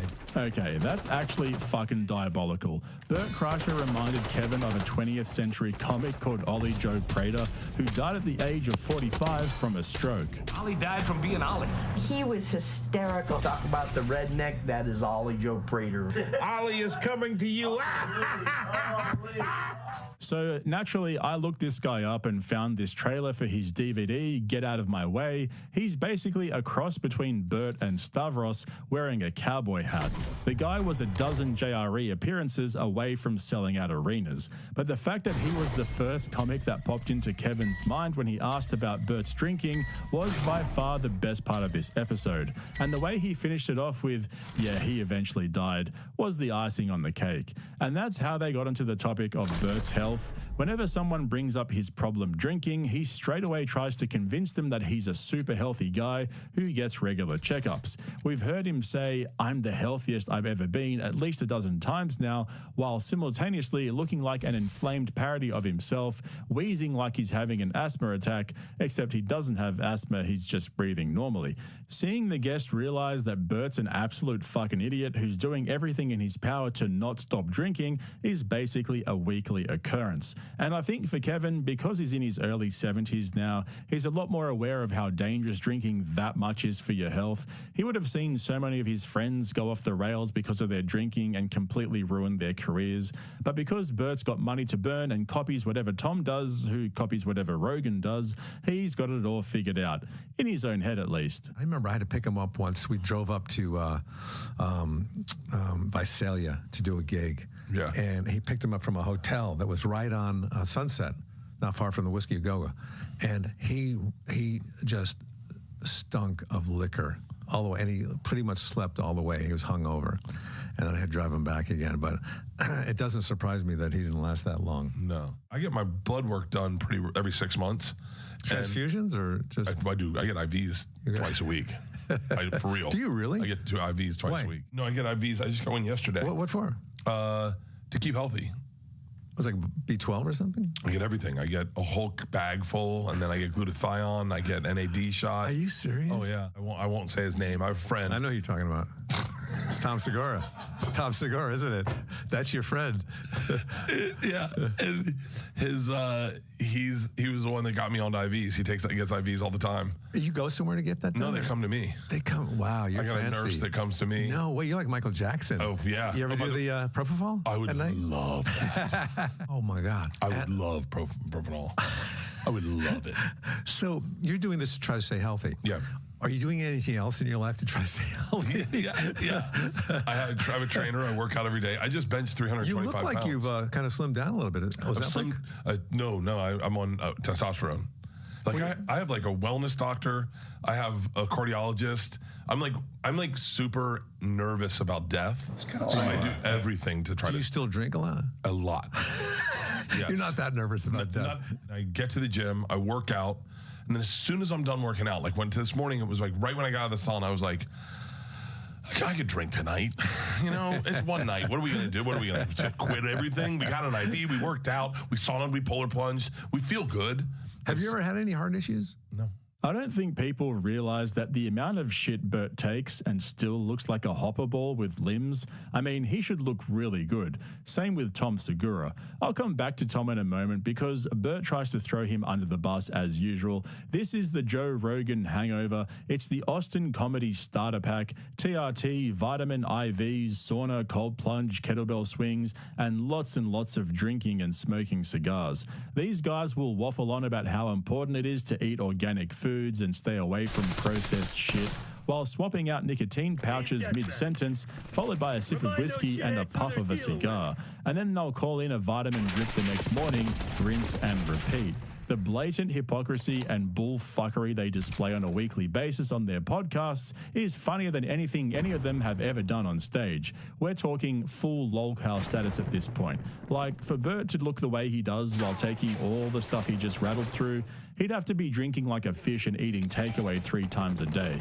I mean, the guy has daily sessions with his personal trainer. So this is one thing I wanted to know. When I saw you losing weight, and I'm sure everybody says this to you, but you know, your belly is kind of your brand and stuff. Yeah. What's going to happen? Sadly, I'm not going to be able to get Joe Pesci, or not Joe Pesci, Joe Piscopo ripped. Yeah. Like I've tried. This is when I was younger. Are you kidding me? That's you on the right? Yeah. Are you serious? Yeah. Dude, you let yourself go. You really did, man. 29. You fooled her. Oh, you fooled her big time. Well, you should have seen her. No, I've lost weight. I've lost like 50 pounds, but I still have a belly. Do you ever have any desire to go back to that? No, I don't think I ever could. I think I was like 190 pounds then. At 6 foot? 6'1", yeah. Okay. And so, but right now I'm about 240. If I got to 220, I'd still be morbidly obese, technically. But I don't. But I'd feel better. I feel better. Like getting out of a bed are the things I care about. Of course, Bert gets his producers to pull up photos of himself on Google, and true to form, Bert instructs his minions to pull up a Tom Segura before and after photo as well, because unlike Bert, Tom started out fat and lost weight, yet still doesn't look like he works out. And don't get me wrong, Tom looks good for a 65-year-old. I'm not trying to rag on him for getting in shape and taking his health seriously. What makes it so funny is that he spent so much money on trainers, diet, and supplementation, yet at the age of 45, he still looks fucking average. Tom Segura before and after. This is wild. I mean, Tom's on Ozempic, so he's lost a ton of weight. He told me his trainer was teaching him how to eat properly, and he never weighs himself. Is that BS? You look how fat he is on the left, and then look at him on the right. He's grown some hair too. He should dye his chest hair. Look at that, man. He was a mess. I notice how he's covering up the love handles, though. Oh, yeah. Yeah. For the life of me, I don't know why Tom posted this picture of himself with no shirt on. I mean, it's really doing nothing for him. He should have just stuck to yelling at poor people for not being able to afford their rent. Instead, we have Tom Segura 2.0, or as I like to call him, Joe Rogan Light. By the way, Bert likes to shit on Tom for taking Ozempic to lose weight, but according to Tom, he only tried it for a bit before getting off and taking a more old school approach. hiring a personal chef to follow him around and cook all of his meals for him. Have you ever tried them? I did try it once, yes. How do you feel? I just didn't eat anything, and then I got off of it. I didn't like that. So I considered it for this, just for the shoot, though. And I met a nutritionist. I mean, every day I would have, I would start the day with like 4 eggs, some fruit. I usually train in that period, and then like a 50-gram protein shake. Lunch was 10 to 12 ounces of lean meat with greens, and dinners were 16 ounces of lean protein with greens. 2 months ago, I was having like, a chicken sandwich and be like, that was good protein. I don't know. I was probably having like 40 grams a day, not even thinking about it, versus every day then trying to get in 200 plus grams. Yeah, exactly. But nobody sleepwalks into 200 grams of protein. Nobody does it. No. It's impossible. It's deliberate. Sorry, guys, just give me a second here. Nobody sleepwalks into 200 grams of protein per day. All right, okay, got it. Imagine actually watching that podcast unironically, some fuckboy guru interviewing an influencer comedian for over 2 hours. It sounds like some sort of initiation ritual for a club I don't want to be a part of. But no matter where Tom goes on the internet, Bert will always catch strays. It's unnerving hearing Tom speak without being fucking interrupted every 5 seconds by Barf. Wow, the difference in podcast quality by just switching out one person is amazingly shocking how much better something can be. Holy shit, that's what Tom sounds like on a podcast without him being constantly interrupted by Bernd Kreisler. Confirms what we already knew, Tom is better without Bert. But I've got to say, in Bert's defense, I actually disagree. Tom is so fucking boring now that Bert has become more interesting to listen to. I don't know what happened, but I find myself defending Bert more and more these days. I think it's because all his buddies have started to take themselves too seriously, dedicating whole episodes to giving their hot takes on the state of politics and international relations, when they're some of the least qualified people in the world to be discussing those things. I mean, even though Bert spent 7 years at college, he never engages in politics and prefers to talk about Bert. And when it comes to comedy podcasts, I'd much rather listen to Bert making a fool of himself than Andrew Schultz breaking down U.S. foreign policy. I was thinking about your mortality today, because I think you're 71. You did a lot of research. I did. I can tell. I did do a lot of research because I care about you. I like you're one of my favorite. You are really good at this. No, I never thought you would be. A lot of people don't think I am. I didn't think you'd be a good stand-up either. A lot of people don't think I am. No. We did a show this weekend, and three. I mean, it's crazy, but like everyone got off. They're like, dude, I forgot how good of a stand-up you are. When you see pictures of you or short clips, you think this guy's like a frat comic. Yeah. Swilling beer in the belly and whatever. But when they see you on stage, you tell a good story, and it's very. It's compelling and funny, and you just take the people with you. Oh, thank you. And yeah, you're really good. And I think maybe that might be your. I don't know if you remember when Bobcat Goldthwait started out. Yeah. He was doing like a guy who was, you didn't know what, he was like a mentally handicapped or, and then he started getting political. So you can't stay with that character. You got to move out of it. Yeah. And I just wonder if, to what extent you'll move out of, the bear thing and maybe have more stories and then you can lose the weight you want to lose. Once Kevin realized that Bert was a one-dimensional man-child with the intellectual capacity of a middle schooler, he tried to drop subtle hints to help Bert change and evolve his act so he'd have better career longevity and a chance at longer-term success. I mean, you have to admit, compared to the way his buddies treat him, that was actually a much more respectful way of getting the message across. But in the most Bert Kreischer way possible, Bert managed to say one of the most diabolically dogshit things I've ever heard. This is seriously up there with the time he said alcoholics go sober just for the attention and that's why he'll never do it, or the time he stopped drinking so he could keep drinking. They pale in comparison to this. Okay, if I quit drinking tomorrow, then everything comes right back. I'd be like sharp as a tack. Well, you told me the last time I ran into you is you said you're cutting back on the drink. I cut back drastically. Like for like 3 months I didn't drink, and I felt phenomenal. And it was so hard to start drinking again that I said to myself, I'm never going to quit because it's so hard to start.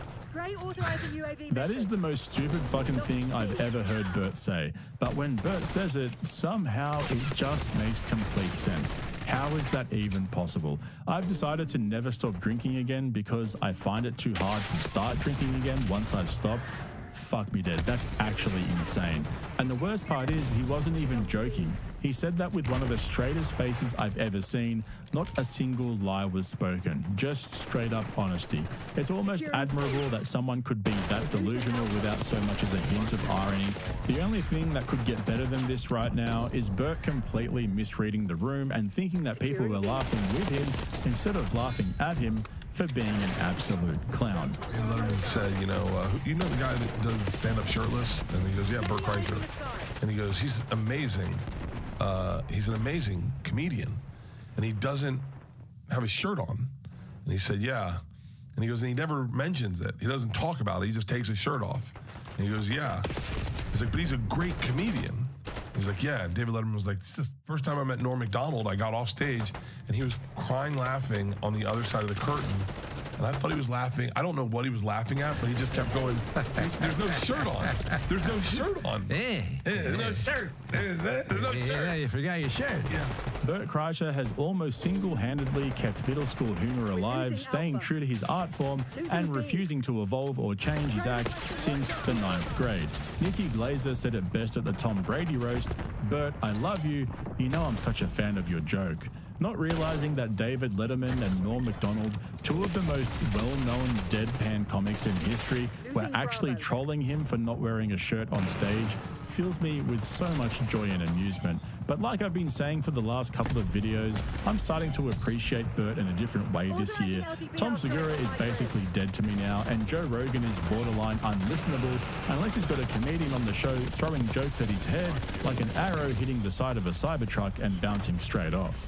Andrew Schultz doesn't know if he's a hip-hop podcaster or a political commentator, but let me just say, you guys are in for a massive fucking treat when Brendan Schaub finally moves to Texas. His goofy face under a cowboy hat with boots on, driving a Cybertruck around Austin, praising Elon Musk as our Lord and Savior, is going to be his best character arc of his failing career so far. I'll just be happy to stop hearing about Bupper the baseball dad. We want Bupper the EV driving cowboy doing regular spots at the mothership. Oh man, you'd love to see it.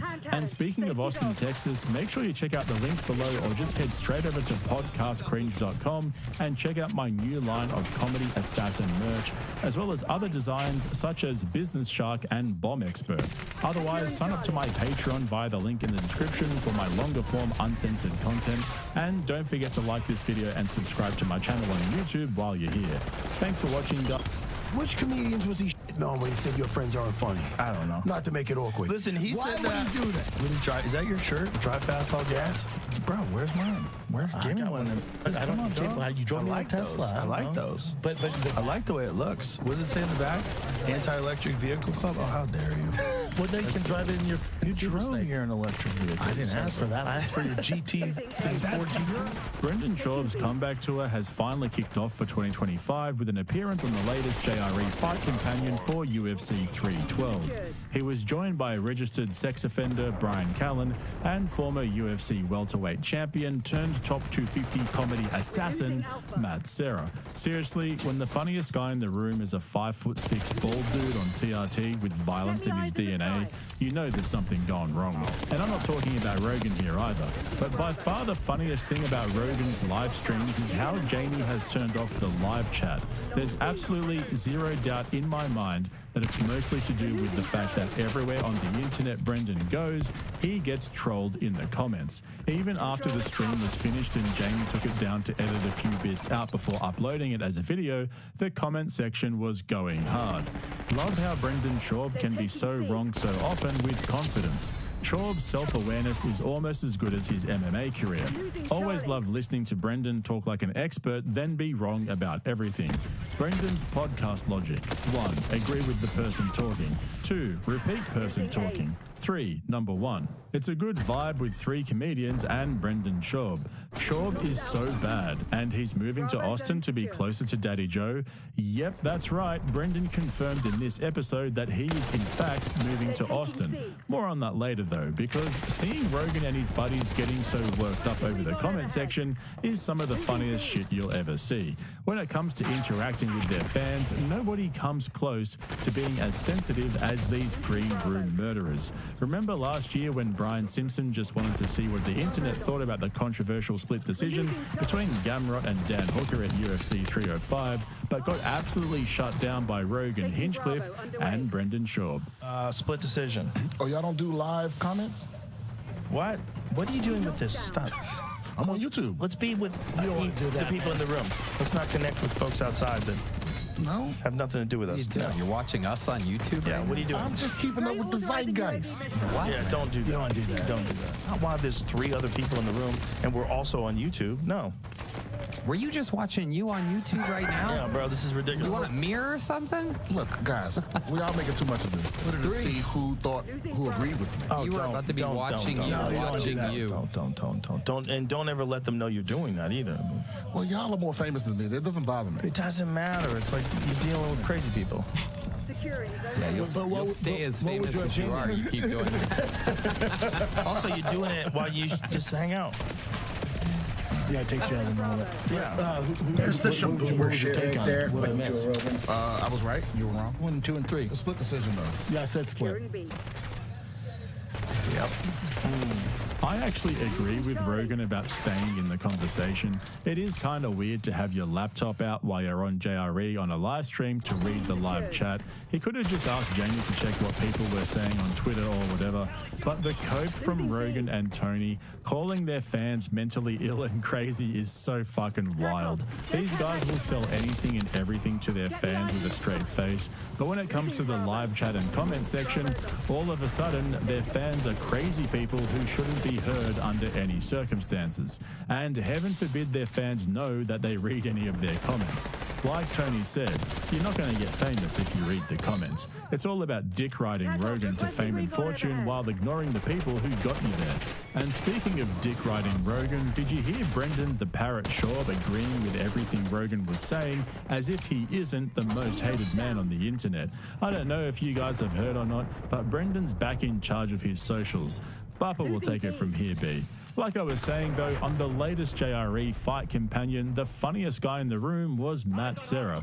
And for the first time since it happened just over a year ago, finally someone brought up Cat Williams talking shit about Rogan, and he's never been funny buddies to his face. Honestly, when Matt blurted this out, I bricked up almost instantly. I've been waiting for someone to say this for so long, and Rogan's response was some of the biggest cope I've ever seen on an episode of JRE. Which comedians was he on when he said your friends aren't funny? I don't know. Not to make it awkward. Listen, Why would he do that? He said that because he thought for some crazy reason that I didn't want to have him on, like somehow or another that he would be showing up people or something like because he's so good. Maybe he thought that because he's isolated. That's not even, he doesn't know me that well. The first time I met him was in the studio. Yeah. I love Cat Williams. I've always been a fan. He's so wild, and I've actually taken advice from him. There's 2 pieces of advice that I took from an interview that he did once that I use to this day. 1, he said I never eat before a show. He said, don't eat. He goes, I want to be hungry. Better off being hungry. My brain works better. And then 2, he said, I have a music playlist that I make that just gets me in the mood to do a show. And so I'm like, that's a good idea. The Green Room playlist that we have on Spotify, that's all the songs. But it's like 35 hours. It's smart. You guys should do it. That's what athletes do. It was a smart thing. I was thinking, I was like, why don't I do that? Like, that makes sense. Like, you want to turn it into a little bit of a party. Yes. You get that music going, it feels good, like we do at the Green Room at the mothership. Yeah. Get that music going, everybody's having fun. So basically, Rogan's response was, I don't know, I love Cat Williams. Great guy, never met him. Bro asked him who Cat Williams was talking about when he said he's been pushing the same 6 never been funny comedians, and Rogan's answer was, I don't eat before shows anymore and I listen to music. He even dragged the sacred Green Room into the mix as well, and fuck me dead, out of the 10,000 hours of Brendan Schaub podcasting I've listened to, I've never heard such crisp silence from your boy. Bupper and Brian Brian got real quiet for a minute there. But for someone who insists on promoting the most dogshit comedians in America on his podcast, Rogan hates it when any of them get their flowers when he's in the room. See, Rogan's the John Wick of comedy assassins. He's the queen bee of the hive, the tallest, funniest comedian alive. So when Matt was passing on a compliment to Brian Callen, Rogan changed the subject real quick. I want to give you a compliment. Longo, who doesn't give compliments? I don't know where the he saw you, but he said, oh, I was fucking dying the whole time, dying. That was a good show. You killed him. Yeah. I love it. This guy, that was the stress factory. Jake Matthews, I'm very high on this kid. I like him very, very high on this kid. Oh, are we He's starting elite. now? Yeah. Is this main card? Rogan and Callen have been friends since the 90s, but man, Rogan likes to shut him down. Imagine if that were Shane Gillis. He'd be giggling and smiling like a high school cheerleader crushing over the quarterback. And I've heard people say this so many times. Schaub and Callen must have something over Rogan to keep getting invited back on for the fight companions. I mean, Brian even had his own appearance on JRE a couple of weeks ago to promote his comedy mothership appearance and the recording of his latest comedy special. So they must have a compromising video or 300 pages of evidence or something to keep getting the royal treatment from Rogan. And just in case you didn't know, Brendan Schaub is the most frequent guest in JRE history. Brian Callen's also in the top 5 most frequent guests, yet in almost every single fight companion, they're the weakest link, and Rogan lets them know it too. I remember Matt Serra when he fought Matt Hughes. And, I thought Matt Serra dropped him. And I did drop him. Let's talk about that. Only Can we talk about that? I wanted, every time I hear him say it, it's like, oh, it was a headbutt. My head hit him. The head connected. He was still standing. Look at that head. It's a fuck. Oh, it's that head of a my hand. What'd you say? I didn't hear. I said that head hit Tower 7. Oh, no, this thing could go through a wall and chuck it. That's how that thing collapsed. When my head touched his chin, my hand went. Yes, it was both. And that's it was certainly both, but it was definitely your head hit him first. Yeah, but I feel it did not drop. 100% Look, Matt, you always had crazy power. He went through a lot. He did go through a lot. How about He's coming back. He looks really good. Who's coming back? Matt Serra. No, I don't mean fighting. I don't mean fighting. No. GFL just I mean coming back from his injury. Come on, man. Matt Hughes got hit by a train. Yeah, you know, and so his was recovery. That on purpose? No.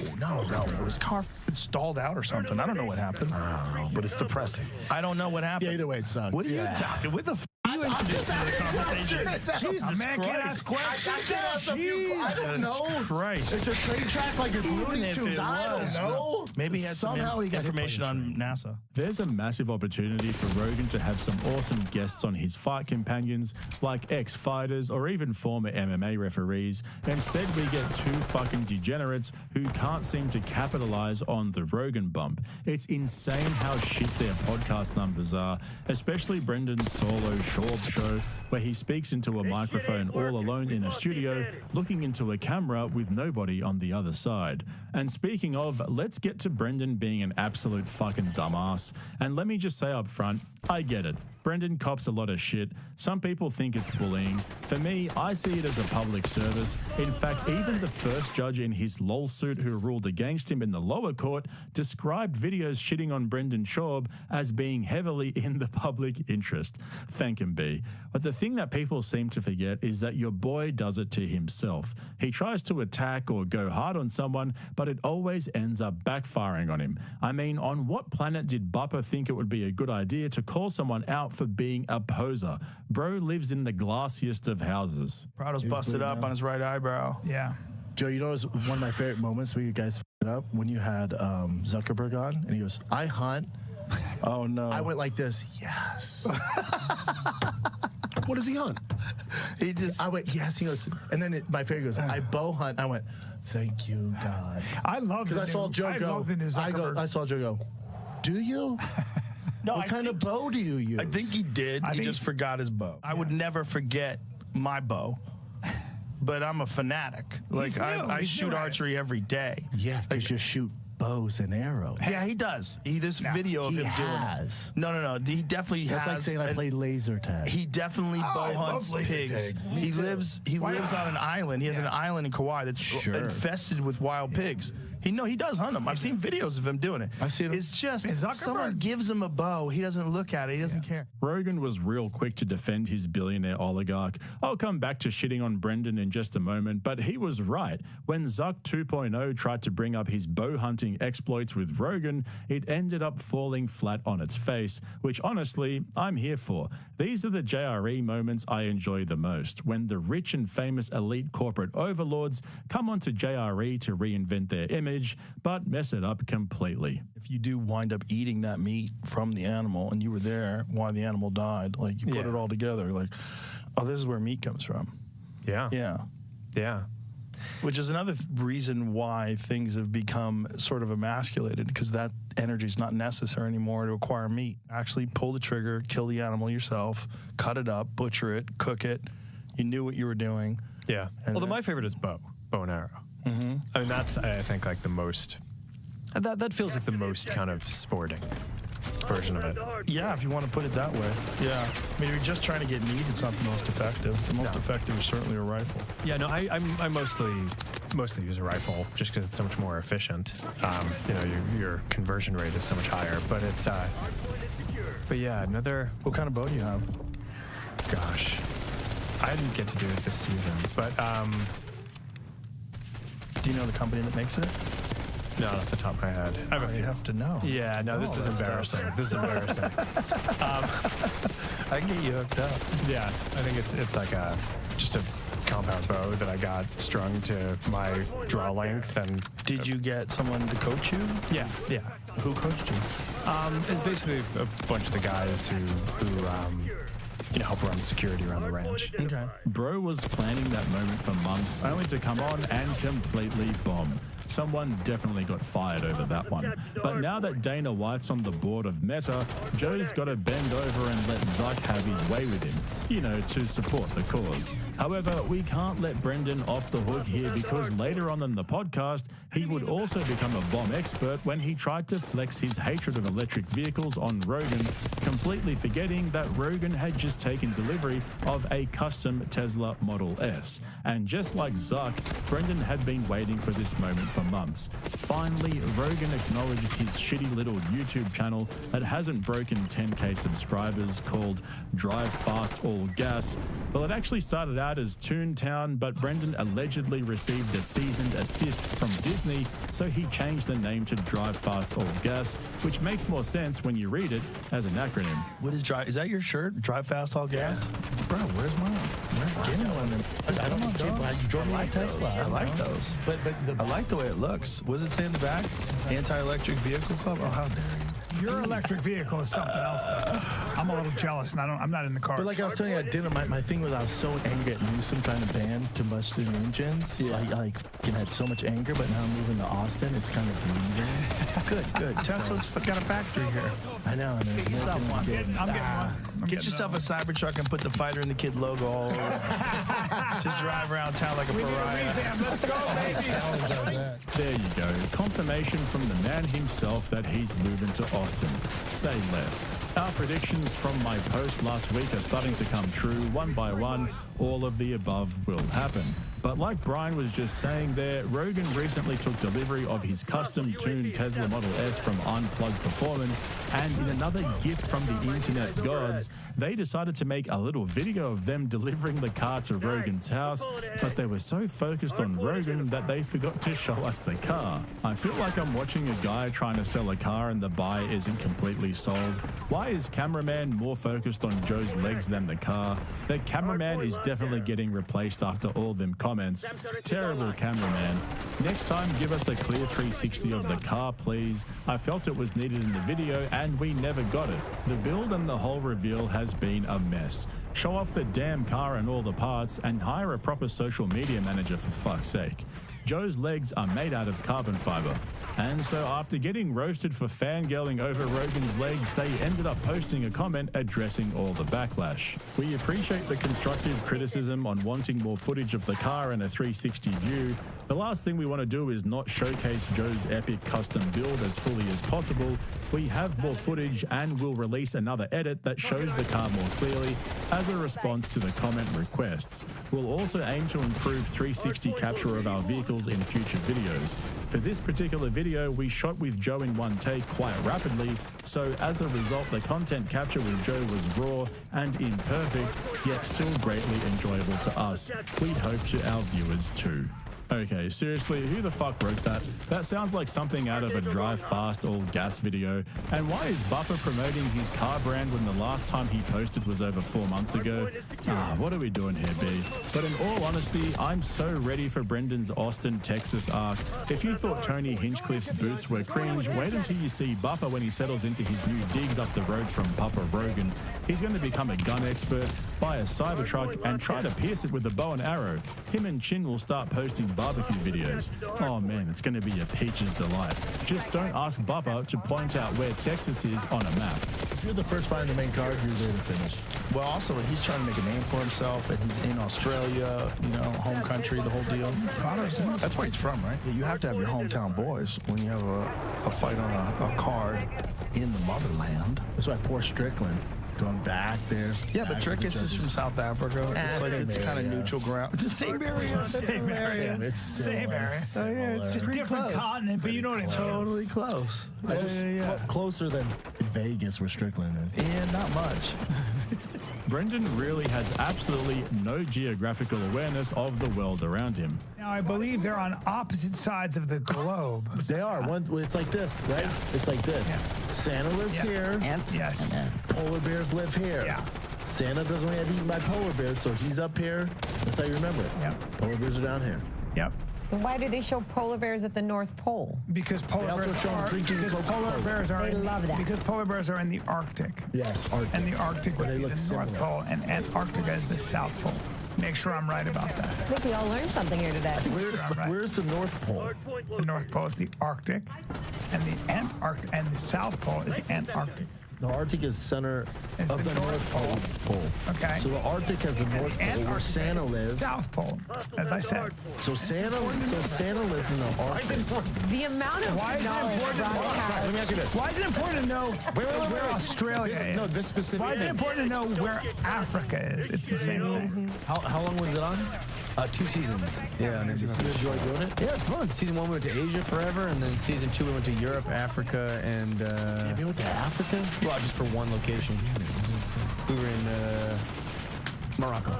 Jesus Christ, dude. People say Africa like it's a country. I do it too all the time. Africa is a country. Yeah, it's a big continent. So like Egyptians are technically African, and Moroccans are. Everybody's claiming Africa, but it's a whole. So many different places. Yeah, but it's like I'm American. But I know. I know. Hey, guys. No, that's different. No, but it's not a continent. The whole continent is North America, though. You know, I've often said that Brendan needs to get as far away from a camera and microphone as possible. But to be honest, at this point, I think it's the safest place for him. Imagine if he had a real job that people relied upon to live their lives. At least this way we can check in on him and make sure he's still safe and not hurting anyone, you know? It's like those parents that would rather their teenage kids drink at home rather than going out and getting drunk and getting up to no good. Better do it at the house where it's safe. But like I've been saying, I am so ready to embark on this journey with Brendan from LA to Austin, even though he probably has no idea how far apart they are or where they're located on a map. Brendan's determination not to quit is only matched by his stupidity and lack of self-awareness. I honestly think he's going to make a comedy comeback this year and try to make his way onto the stage at the mothership, and if he somehow gets a spot on Kill Tony as a guest on the panel, that would literally break the internet. Plenty more to come, so stay tuned. Anyway, remember to check out the link to my Patreon in the description. I recently dropped a video covering the episode of Kill Tony with Shane Gillis, Mark Norman, and Ari Shafir, so make sure you're signed up so you don't miss out on that one. There's also a video up there covering the Kill Tony New Year's Eve show, which they only just uploaded to YouTube. While you're here though, hit the subscribe button and make sure you give me a thumbs up if you ended up liking this video. Thanks for watching. I'll catch you in the next one. Why do all black guys like anime? speaking of Ken Klippenstein, he uncovered this, or at the very least published this, and it made the rounds, which is good, because this is a very informative admission. Here's Mike Gallagher, a Republican former representative from Wisconsin. He now works at Palantir. He's here with Senator Mark Warner, who, is very high up in Senate Foreign Relations. So, for some context, too, Gallagher, before he left Congress, was the chair of the China subcommittee, like the sort of like House Intel Committee about Select Committee on kind of like the threat of China economically and politically. And Warner is now ranking member, but Senate Intelligence, not chair, Foreign Relations. Yeah, he was the chair and now ranking member of the Intelligence Committee. All right. Yes, exactly. So they're speaking essentially at this conference, at the Munich Security Conference, where we'll probably play a little bit of J.D. Vance's speech later. And basically they admit what was behind the TikTok ban in terms of the true motivations. Mike, how did that legislation pass so quickly? If this is correct and there's not a lot of people that understand, somebody understood something. I want to see if you're going to tell the real story. Okay, the real. Well, first of all, let the record We're talking reflect. about TikTok legislation. I left. No AI legislation. Senator, I left to produce more human beings, and they cost money. They're not making me money. And if everyone had followed Frank and my Irish Catholic lead and repopulated the earth, we would have already won this Cold War competition. How did it pass so quickly? I know we're running out of time. One, we stole the senator's work, and he did a lot of the, sincerely, a lot of yeoman's work in drafting an initial bill.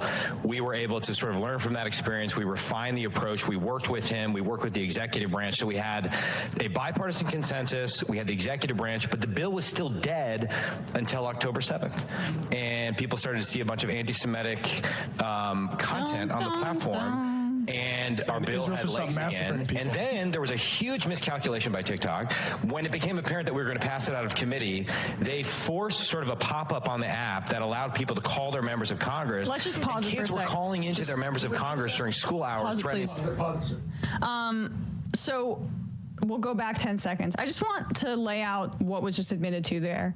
Is that October 7th, because it was showing after the fact, a pro-Palestinian narrative, which is just the reality, meaning that these are people who are the victims of American and Israeli ethnic cleansing and genocide.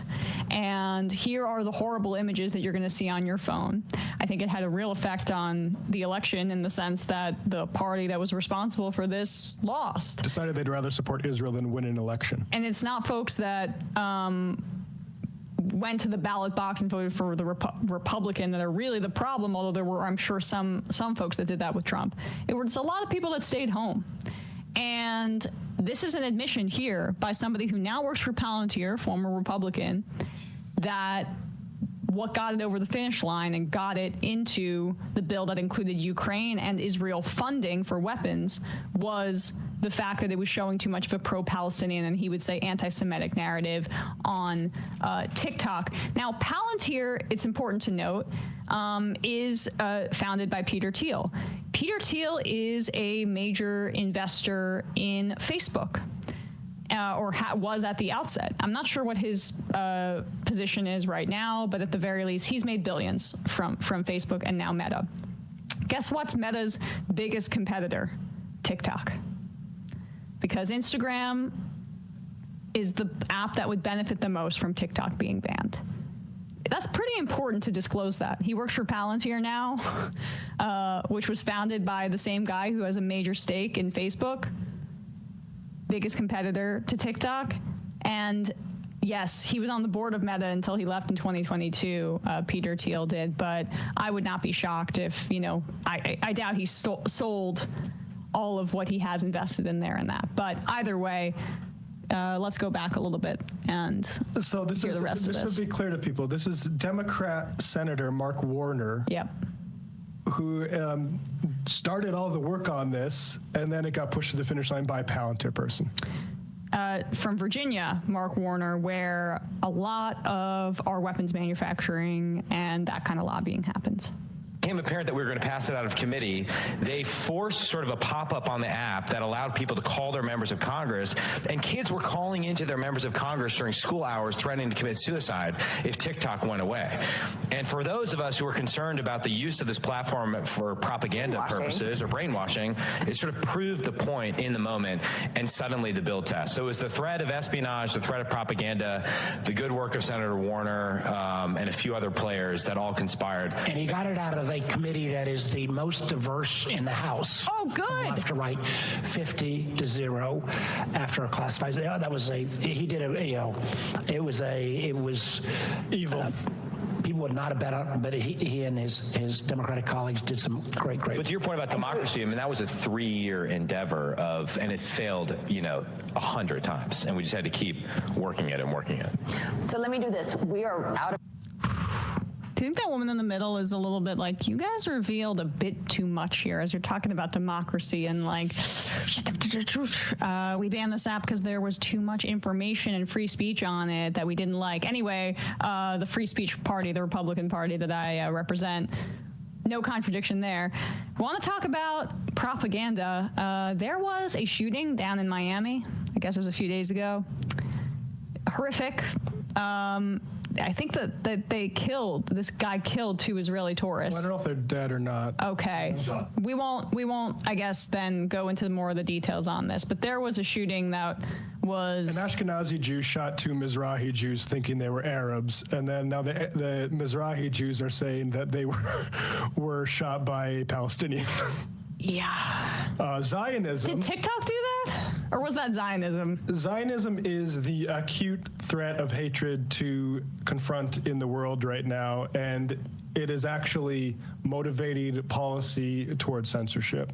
And J.D. Vance is marching around Europe talking about how bad censorship is, not saying a thing about suppressing speech that is critical of Israel, because he supports that, because the way they use censorship is as a stolen bike that they're going to ditch the second it's not useful to them. Anyone who's pandering to the right that their free speech stuff is sincere is probably taking money from Rumble. Yeah.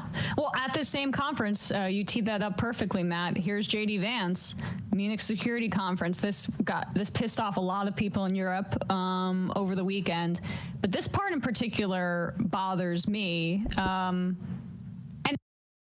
hello. Can you hear me? I can hear you. Can you hear me? Hello. Yes. What's going on? Coming through loud and clear.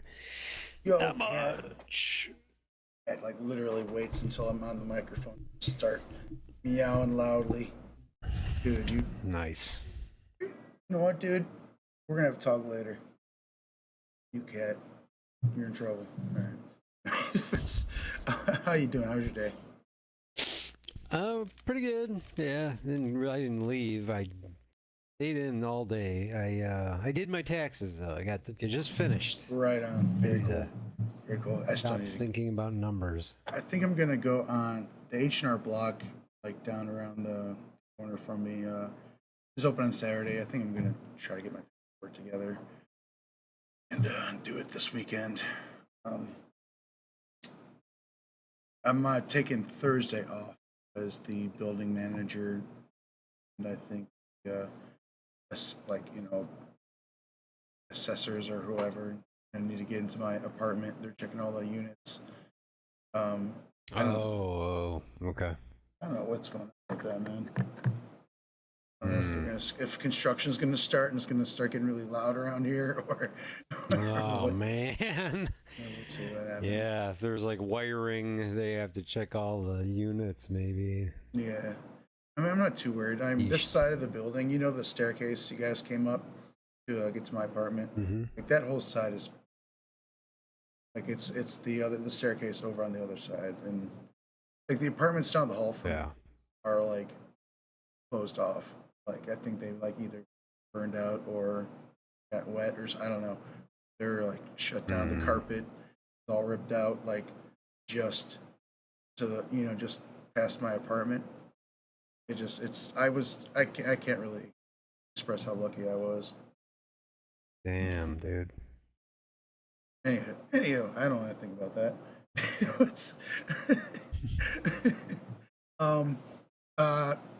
Shit. Let's, are you, it's your first time in today? You want to get some challenges done? Yep. Sure thing. Hey, they do have a small map mosh pit. But it's some of the, like, the face-off maps, and you can't use streaks on those maps. That's all right with me.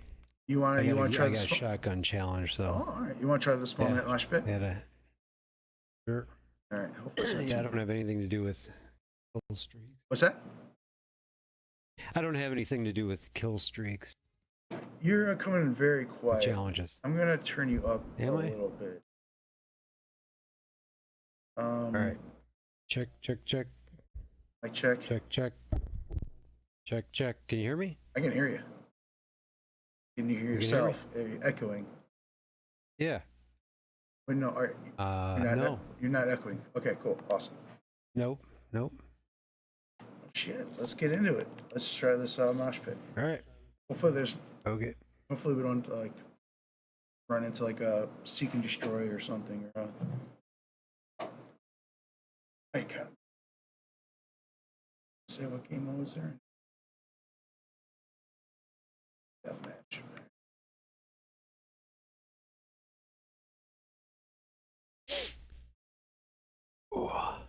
Has there been any more drama about the whatever the striking or picketing librarians and whatnot? No. Yeah. There hasn't been any word on that.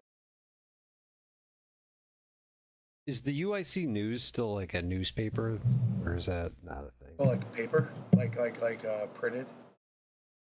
Well, I think they stopped printing it a long time ago, and it was just digital. But yeah, the UIC kind of they still have the UIC News. Yeah. I get the email every day. Yeah. It's still a thing. There used to be a student newspaper. What happened with that? They just stopped. Why did it stop? I mean, I'm sure they have journalism classes, but I don't know if it's offered as a major. I doubt it. I mean, I can't imagine. I don't even know. Like, journalism is like still on its like last legs. Anyway, like, I don't know how many people are going into that as a major. I was thinking about going back to the Masters.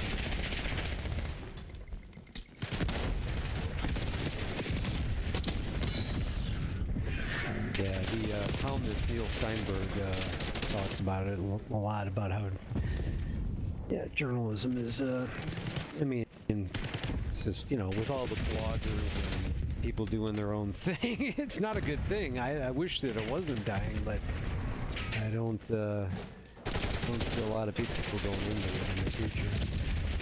Journalism is still, I mean, it can never be irrelevant. Because, I mean, it's about, you don't know how to properly source things. Like, you basically shouldn't be taken seriously. You know what I mean? Well, true, but all these idiots out there believe fucking everything the internet tells them. It's kind of a problem.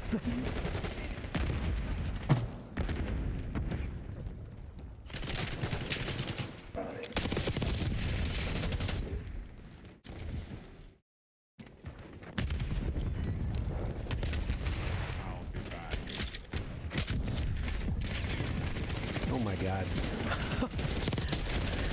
I was doing a dance with somebody. Very violent dance.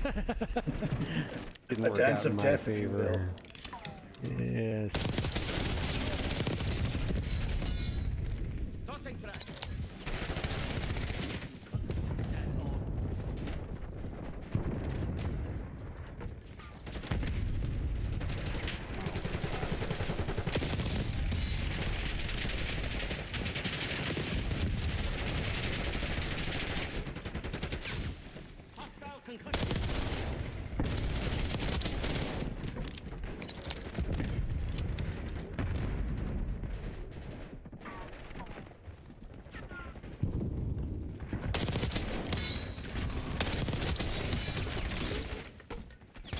this map is so crazy. Yeah, it's fucking tight. non-stop. Usually like enclosed spaces. This map's a little too nuts. Yeah, I mean, I think it's a little bit overwhelming at first, but once you get the kind of rhythm of it, it's actually really nice.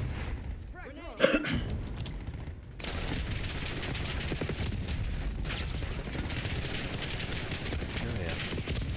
Oh dude.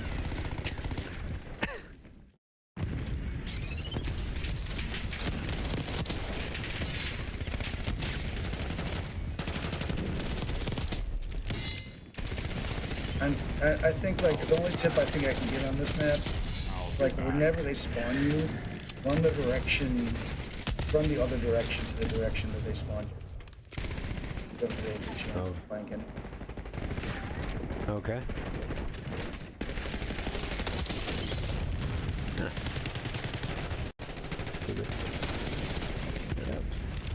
Eyes on hostile symptoms.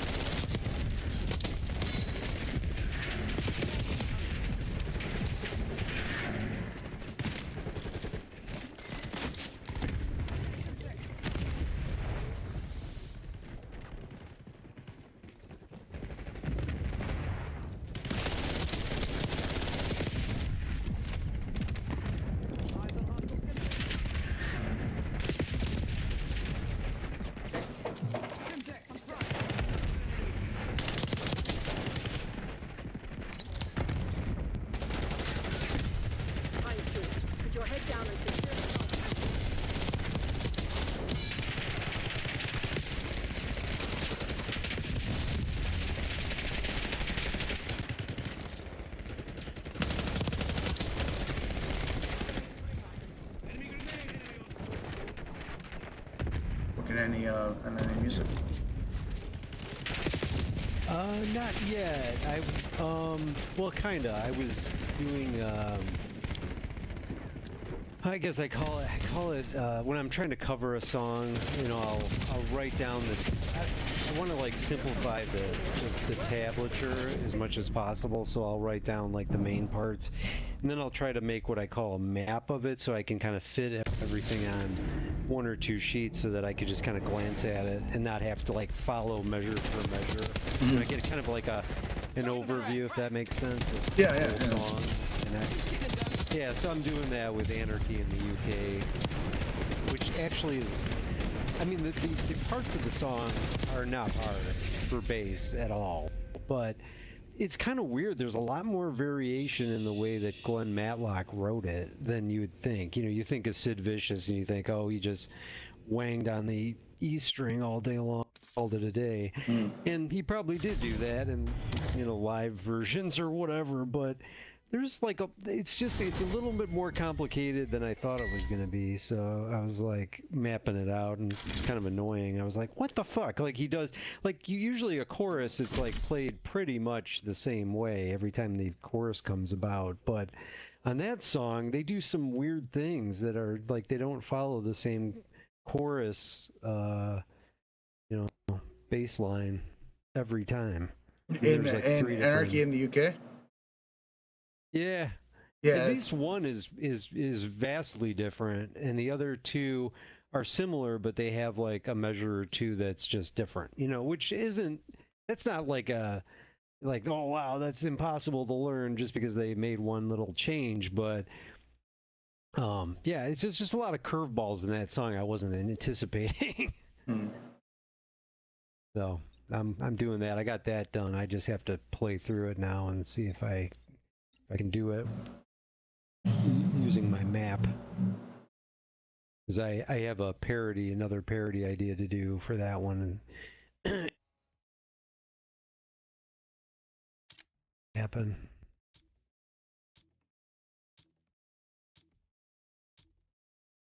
How about yourself? Were you working on music? Not. Still got you? Oh, I'm still here. Oh yeah. Okay. Yep. Teach those pathetic crimson bastards a lesson. I've been working on some Be stuff. darned. I'm just doing mostly just setup. It seems like I need to kind of dig in.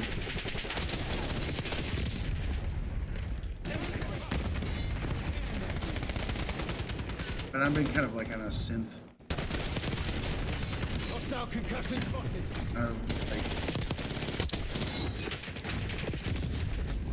I got synth fever, man, at the moment.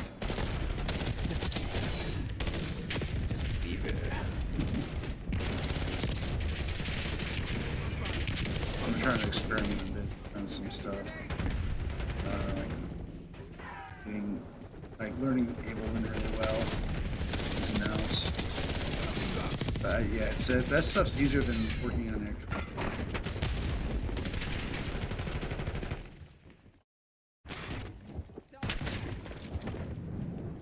It's really just like a mode. Yeah, once I get into a mode, like I can just like bang them out. Yeah. I definitely go through phases.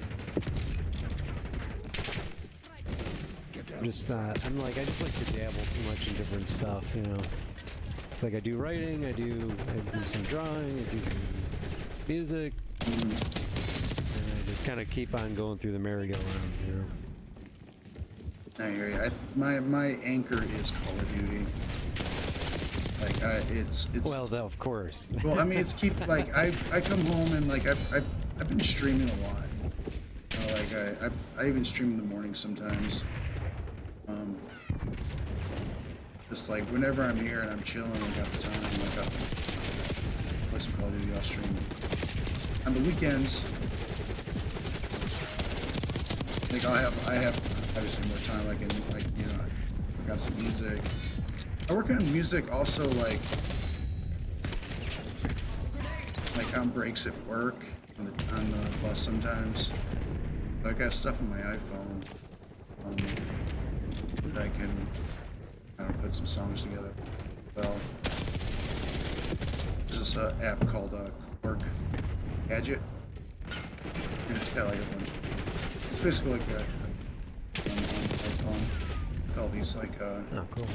I like create like these like they call them gadgets, and like a drum machine or like a bass machine or a synth or also kind of different instruments. And it's actually pretty nice. The interface and the options kind of like make the beats and like an arpeggiator and everything. So it's pretty sweet. But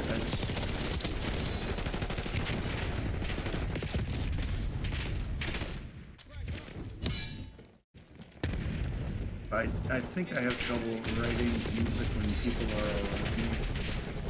The bus is busy, like I just can't get comfortable to do it.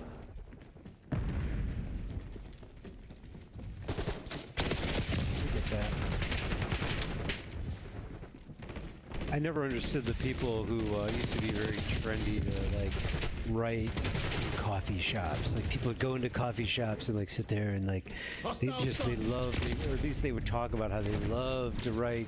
You get really into it and stuff. And like I was never like that. I'm like, fuck, I'm in a coffee shop. I'm self-aware, and you know, I'm not in the zone at all. You know. No, I don't even think I ever tried that. It seemed pretentious to me. Yeah? I don't know. I did it like way back. There's a coffee shop called Dollop right down the from me. Actually, you know, up on the weekends, bring like a little piece of music kit. Just like kind of force myself to work on music. You got tables. It's you know, I can nice little drink and sit down at the table. Yeah, I mean, yeah, everybody's different. I just for myself, yeah, was into. It definitely was popular with other people. But yeah, it's still a thing. I don't think I ever became unpopular to sit at the coffee shop and look smart. Look creative. Yeah. What's your target ID? Frank's not on our side. Finish him.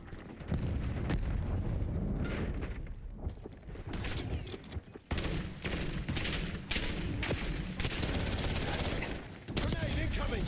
God. Made a corpse. Oh shit. But no, I haven't really had a whole lot of time to. I haven't had a chance to try out this thing I wanted to with this Yes, I got diamond. I don't like diamond. It's just her too. Team top 2. Our ass is handed to us. All survivors retreat.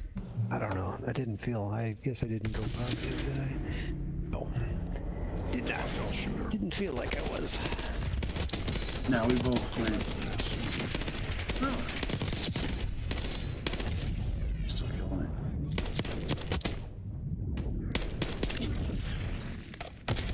What was this man?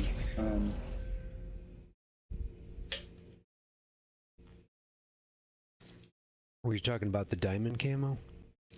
The diamond camo threw me off. I was talking about before that. Oh, sorry. No, don't be sorry. It's not your fault. Oh, and I forgot to send you that SNL video. I'm thinking. I wouldn't remember.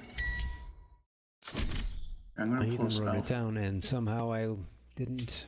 Oh, there it is. Yeah, I see my old note from yesterday. Sweet. Okay. Let me throw a diamond on this SMG.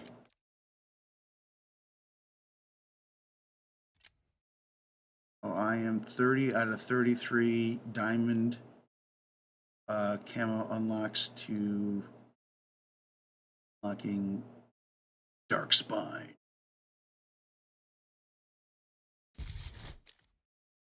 Sick.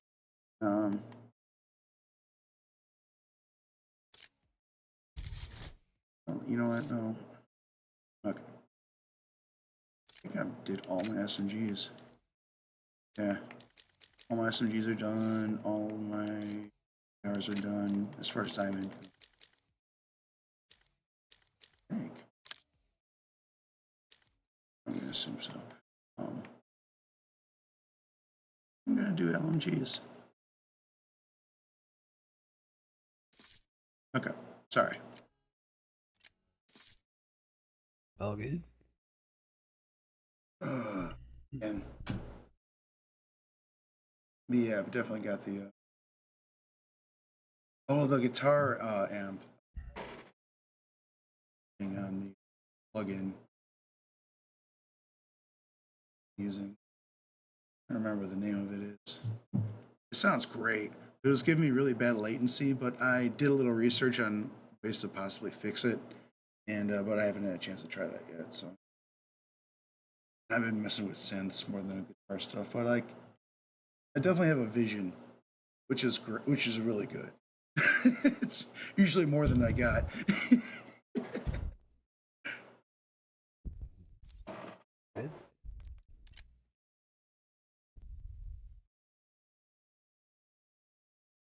But this weekend, I actually think I'm probably get some. Maybe even on Thursday. I took Thursday off. Oh, I already told you. I took Thursday off because they're inspect the build. Did they give you a time that they're coming, or anywhere between 9 to 5, or 9 to 4? Oh, are you kidding me? No. I mean, it's fine, dude. I'm just gonna chill. Yeah. I hate when they do that kind of thing. That's the kind of thing too where the landlord should be able to let him in, right? Like, do you have to be there? I don't. They said I didn't have to be. You just want to be there. I'd rather be. Yeah. Giving up the lead. I don't blame you. Be coming into your space, it's kind of like, hey, it's not comfortable. My place, man. Yeah. It's my shit. Hands off my shit.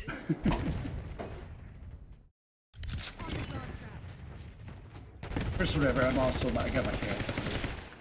So like I don't right. like, You wanted to actually get out. letting them out or whatever. Or like, Yeah, freak no, out. not cool. Boy.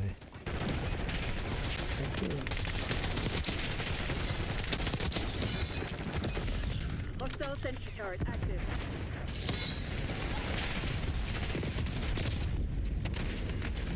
Enemy sentry.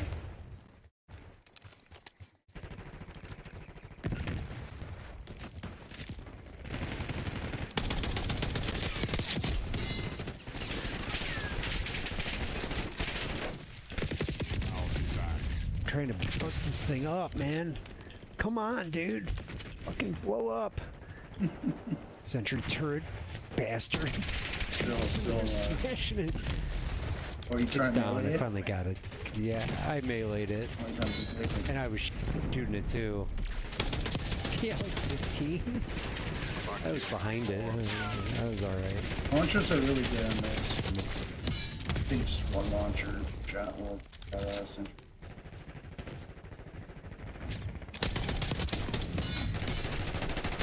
Oh, you're dead, dude. You're dead.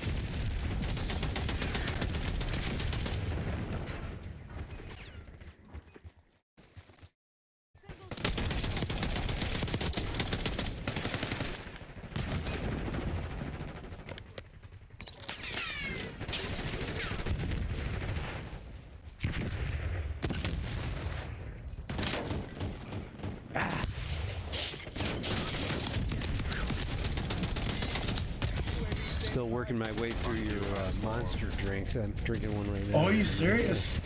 Oh shit. Yeah, they're good. Hey, I'm glad it's lasting. Giving you Holy one a little energy. I go through one of those in like a few days.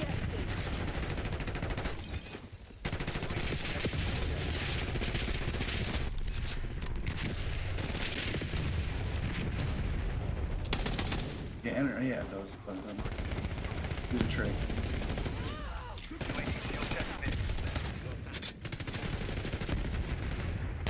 And like it doesn't like prohibit me from sleeping.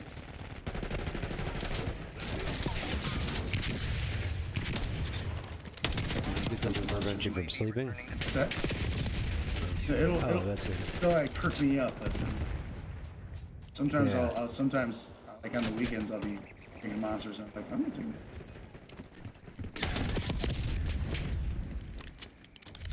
Caffeine, I'll like feel tired and want to sleep. Just laying in bed staring at the ceiling, not being able to sleep. That's caffeine for me.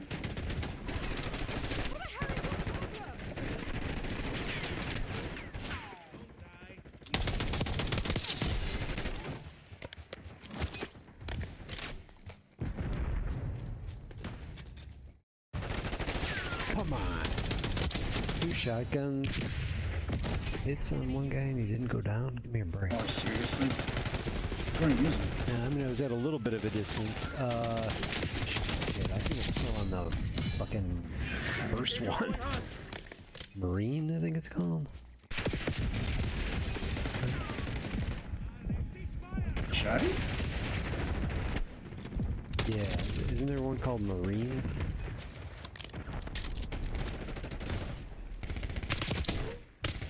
Oh, Oh, the Marine SP. Yeah.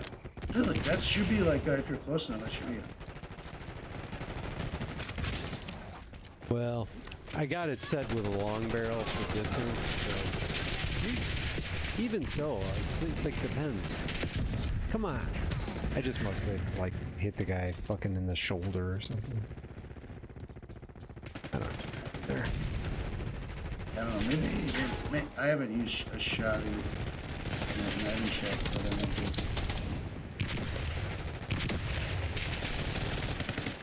Oh, this season 2 is coming.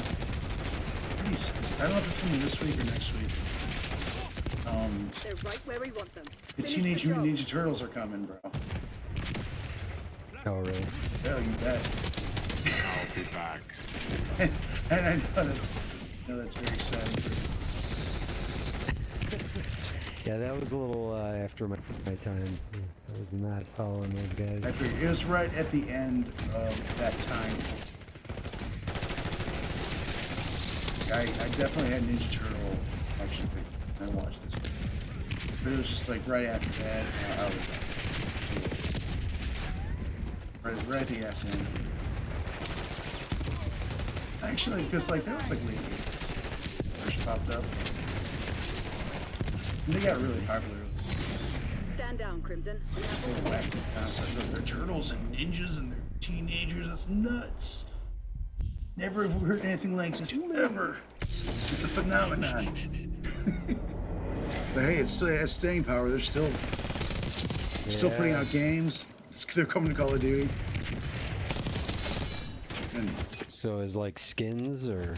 Yeah, they'll have the skins. I think there's like a whole event, kind of like the Terminator thing. I think that they have Ninja Turtle related calling cards and emblems and whatnot. Team top 2. You got 3. It's okay. Take number 3. Oh, I didn't do my dance. That's okay. The Terminator's like, swear to God. What are you doing? You should have done your dance. You got time for one more? I got time for one more if you do. Yeah, sure. All right, yep. Sounds good. Tomorrow DMZ, Wednesday DMZ. This is true. This is true. I haven't been in even to do any runs, but I might tonight since I just finished my challenges. Well, okay. Hopefully it goes well for you. I just can't bring myself to do it, man. I love multiplayer too much, man. Can't pull myself away. I'm hooked. It's got its hold on me. Anywho. What are they putting us in? Oh, bad one.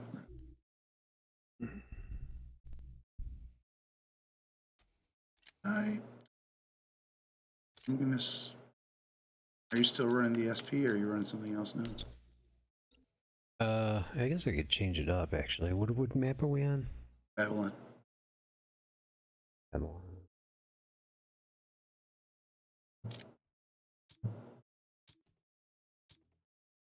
Oh, that one. Okay. I like this map. Might go to my sniper for this guy. Yes, I like sniping. Team deathmatch. Eliminate the enemy. Oh, speaking of snipes, I just freaking fits instantly.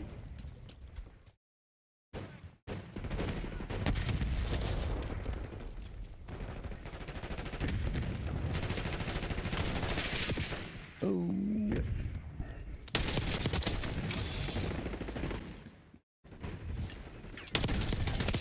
Fuck you. I watched a little bit of internet today, this morning. Oh yeah? The one where they were talking about the guy who got swallowed by the whale. Yeah. I saw the CNN interview with him by accident. Oh, you did? Yeah, they interviewed him and his father. Pretty funny. He speaks a little bit of English, and it was just like, oh my God, he's so like, he's got this huge stack of black hair. He's like, young guy, you know. Pretty funny. It's such a nutty story. His dad, I guess, was he? Well, I guess, yeah, the Internet Today guys said his dad wasn't even facing. That's what they said. That the camera was pointing from behind him. Yes. Yeah, which is crazy. He caught that. Wow. Yeah, that was just lucky to catch that. I'm lucky to get swallowed up by a whale, lucky to catch it on camera, and lucky to get spat out instantly.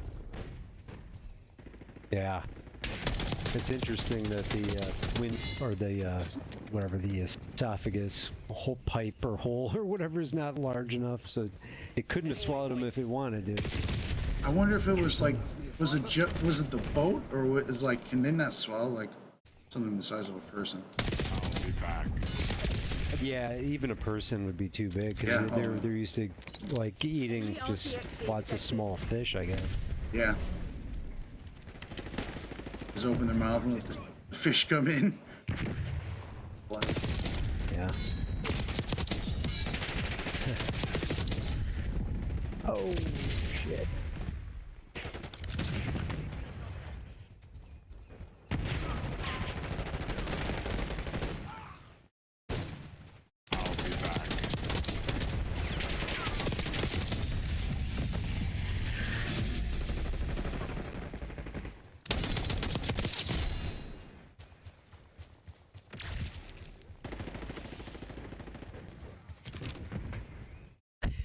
I'll be back. Dude, I threw a Semtex at a guy and he like backed up. When he saw me throwing it, he backed up right, because I threw it over his head, he backed up right into it. Nice. That was great. He was overthinking. Like, oh no, I'm gonna... You know how people, like, when they come up to you, they, you know, if you're crossing paths, you both kind of back up to shoot each other, you know? Oh, yeah. It's kind of one of those moves, but I'd already thrown the Semtex, so... Fuck right into that.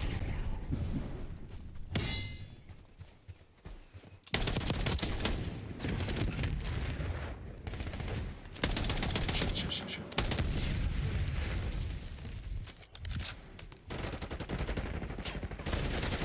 Oh shit. Deploying RCXD. Ooh. No. Sniper. Up the stairs. Damn. Up. Come on, fucker. God, yes, I got him, fucker. Oh shit, from behind me. Oh yeah. I was reloading. You know how that goes. Oh, you got me again, what a prick. That's fine.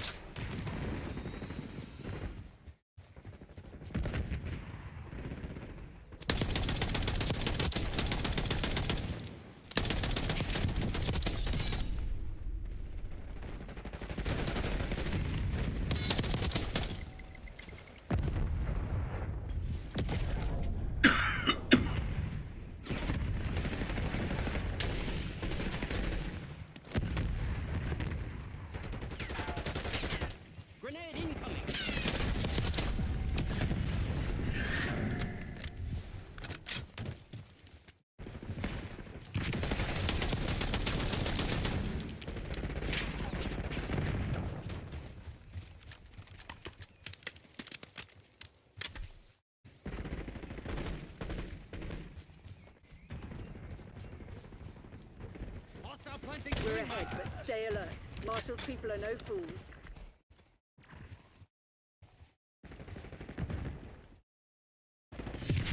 Are they? Yeah, right? Just thinking of that. Oh, shit. Sentry turret's up. Area pacified. CLZ, healers on the way. Oh, you had a good game. Yes, sir. Nice. LMG, dude. I'm using right now. It's the, track.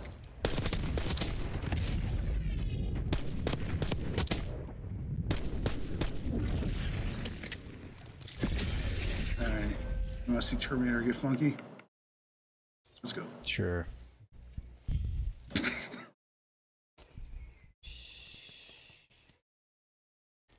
Excellent. It's unnatural. It's so natural. It's fierce. Terminator is serving. Okay. Yeah, he's ready for his solid gold. Oh, hell yeah. All right. Well, it's about right, that man. time of night. Sounds good. Crash Rooney. God damn it. All right. Well. Yeah, have a tomorrow good night. DMZ. Be ready for some DMZ. Yeah. Gotcha. I'll try to get in there and do my challenges ahead of time. But either way, DMZ, at least a couple runs. Let's do it. Yeah, we do. We got to get that fucking guy. We just Gotta got get to get Pyro. it done, man. Yeah, it's gonna take a lot of work. It's our new white whale. It really shouldn't. You know, like the first couple times we went in there, you know, we were able to get to the place without getting annihilated, you know, and then last few runs it seems like we just can't even get to the We gotta places. find. We're just trying to do we gotta find some embassy keys. simple. If we find some embassy keys and he's at the embassy, we can just get in there and murder his ass. Great. We could try that. I don't know if that's a good strat, but I don't know. All right. Because I didn't see anyone doing that, but because then you're you know, fighting an army. That's right, but we're just getting killed by players on the way. Yeah, that's our problem. That's true. I don't know. We'll see. Maybe we just got to get. I'd like to see him again. We haven't seen the pyro in a long time. And like, I feel like I could rip up dudes with the LMG with the armor piercing bullets. I wouldn't mind trying to like pushing and like trying to take out the bots. But yeah, as long as we don't run into any real life enemies, then maybe we can maybe we can pull it off. But whatever. I'm not. It took us a while to do the chemist, so I'm not expecting it to be. Oh God, it shouldn't be as hard as the chemist, but yeah, I don't know. These guys that you see online, they make it seem like you could kill Pyro in 5 minutes. You know, no big deal. I mean, if they, you know what? I mean, honestly, if all we played was DMZ, like if we didn't do the camo grind and multiplayer, and like we didn't even buy the last 2 Call of Duty games because we're still playing DMZ. Yeah. Like we'd probably would have killed Pyro a long time ago. Yeah, I would hope so. Oh, right, guaranteed. All right, well, I'm gonna run in there and try to get some armor plates and awesome or whatever. Well, good games. Good games. All right, good games. I'll talk to you tomorrow. We'll get in there. Okay. All right, talk to you soon. Have a good night. You too.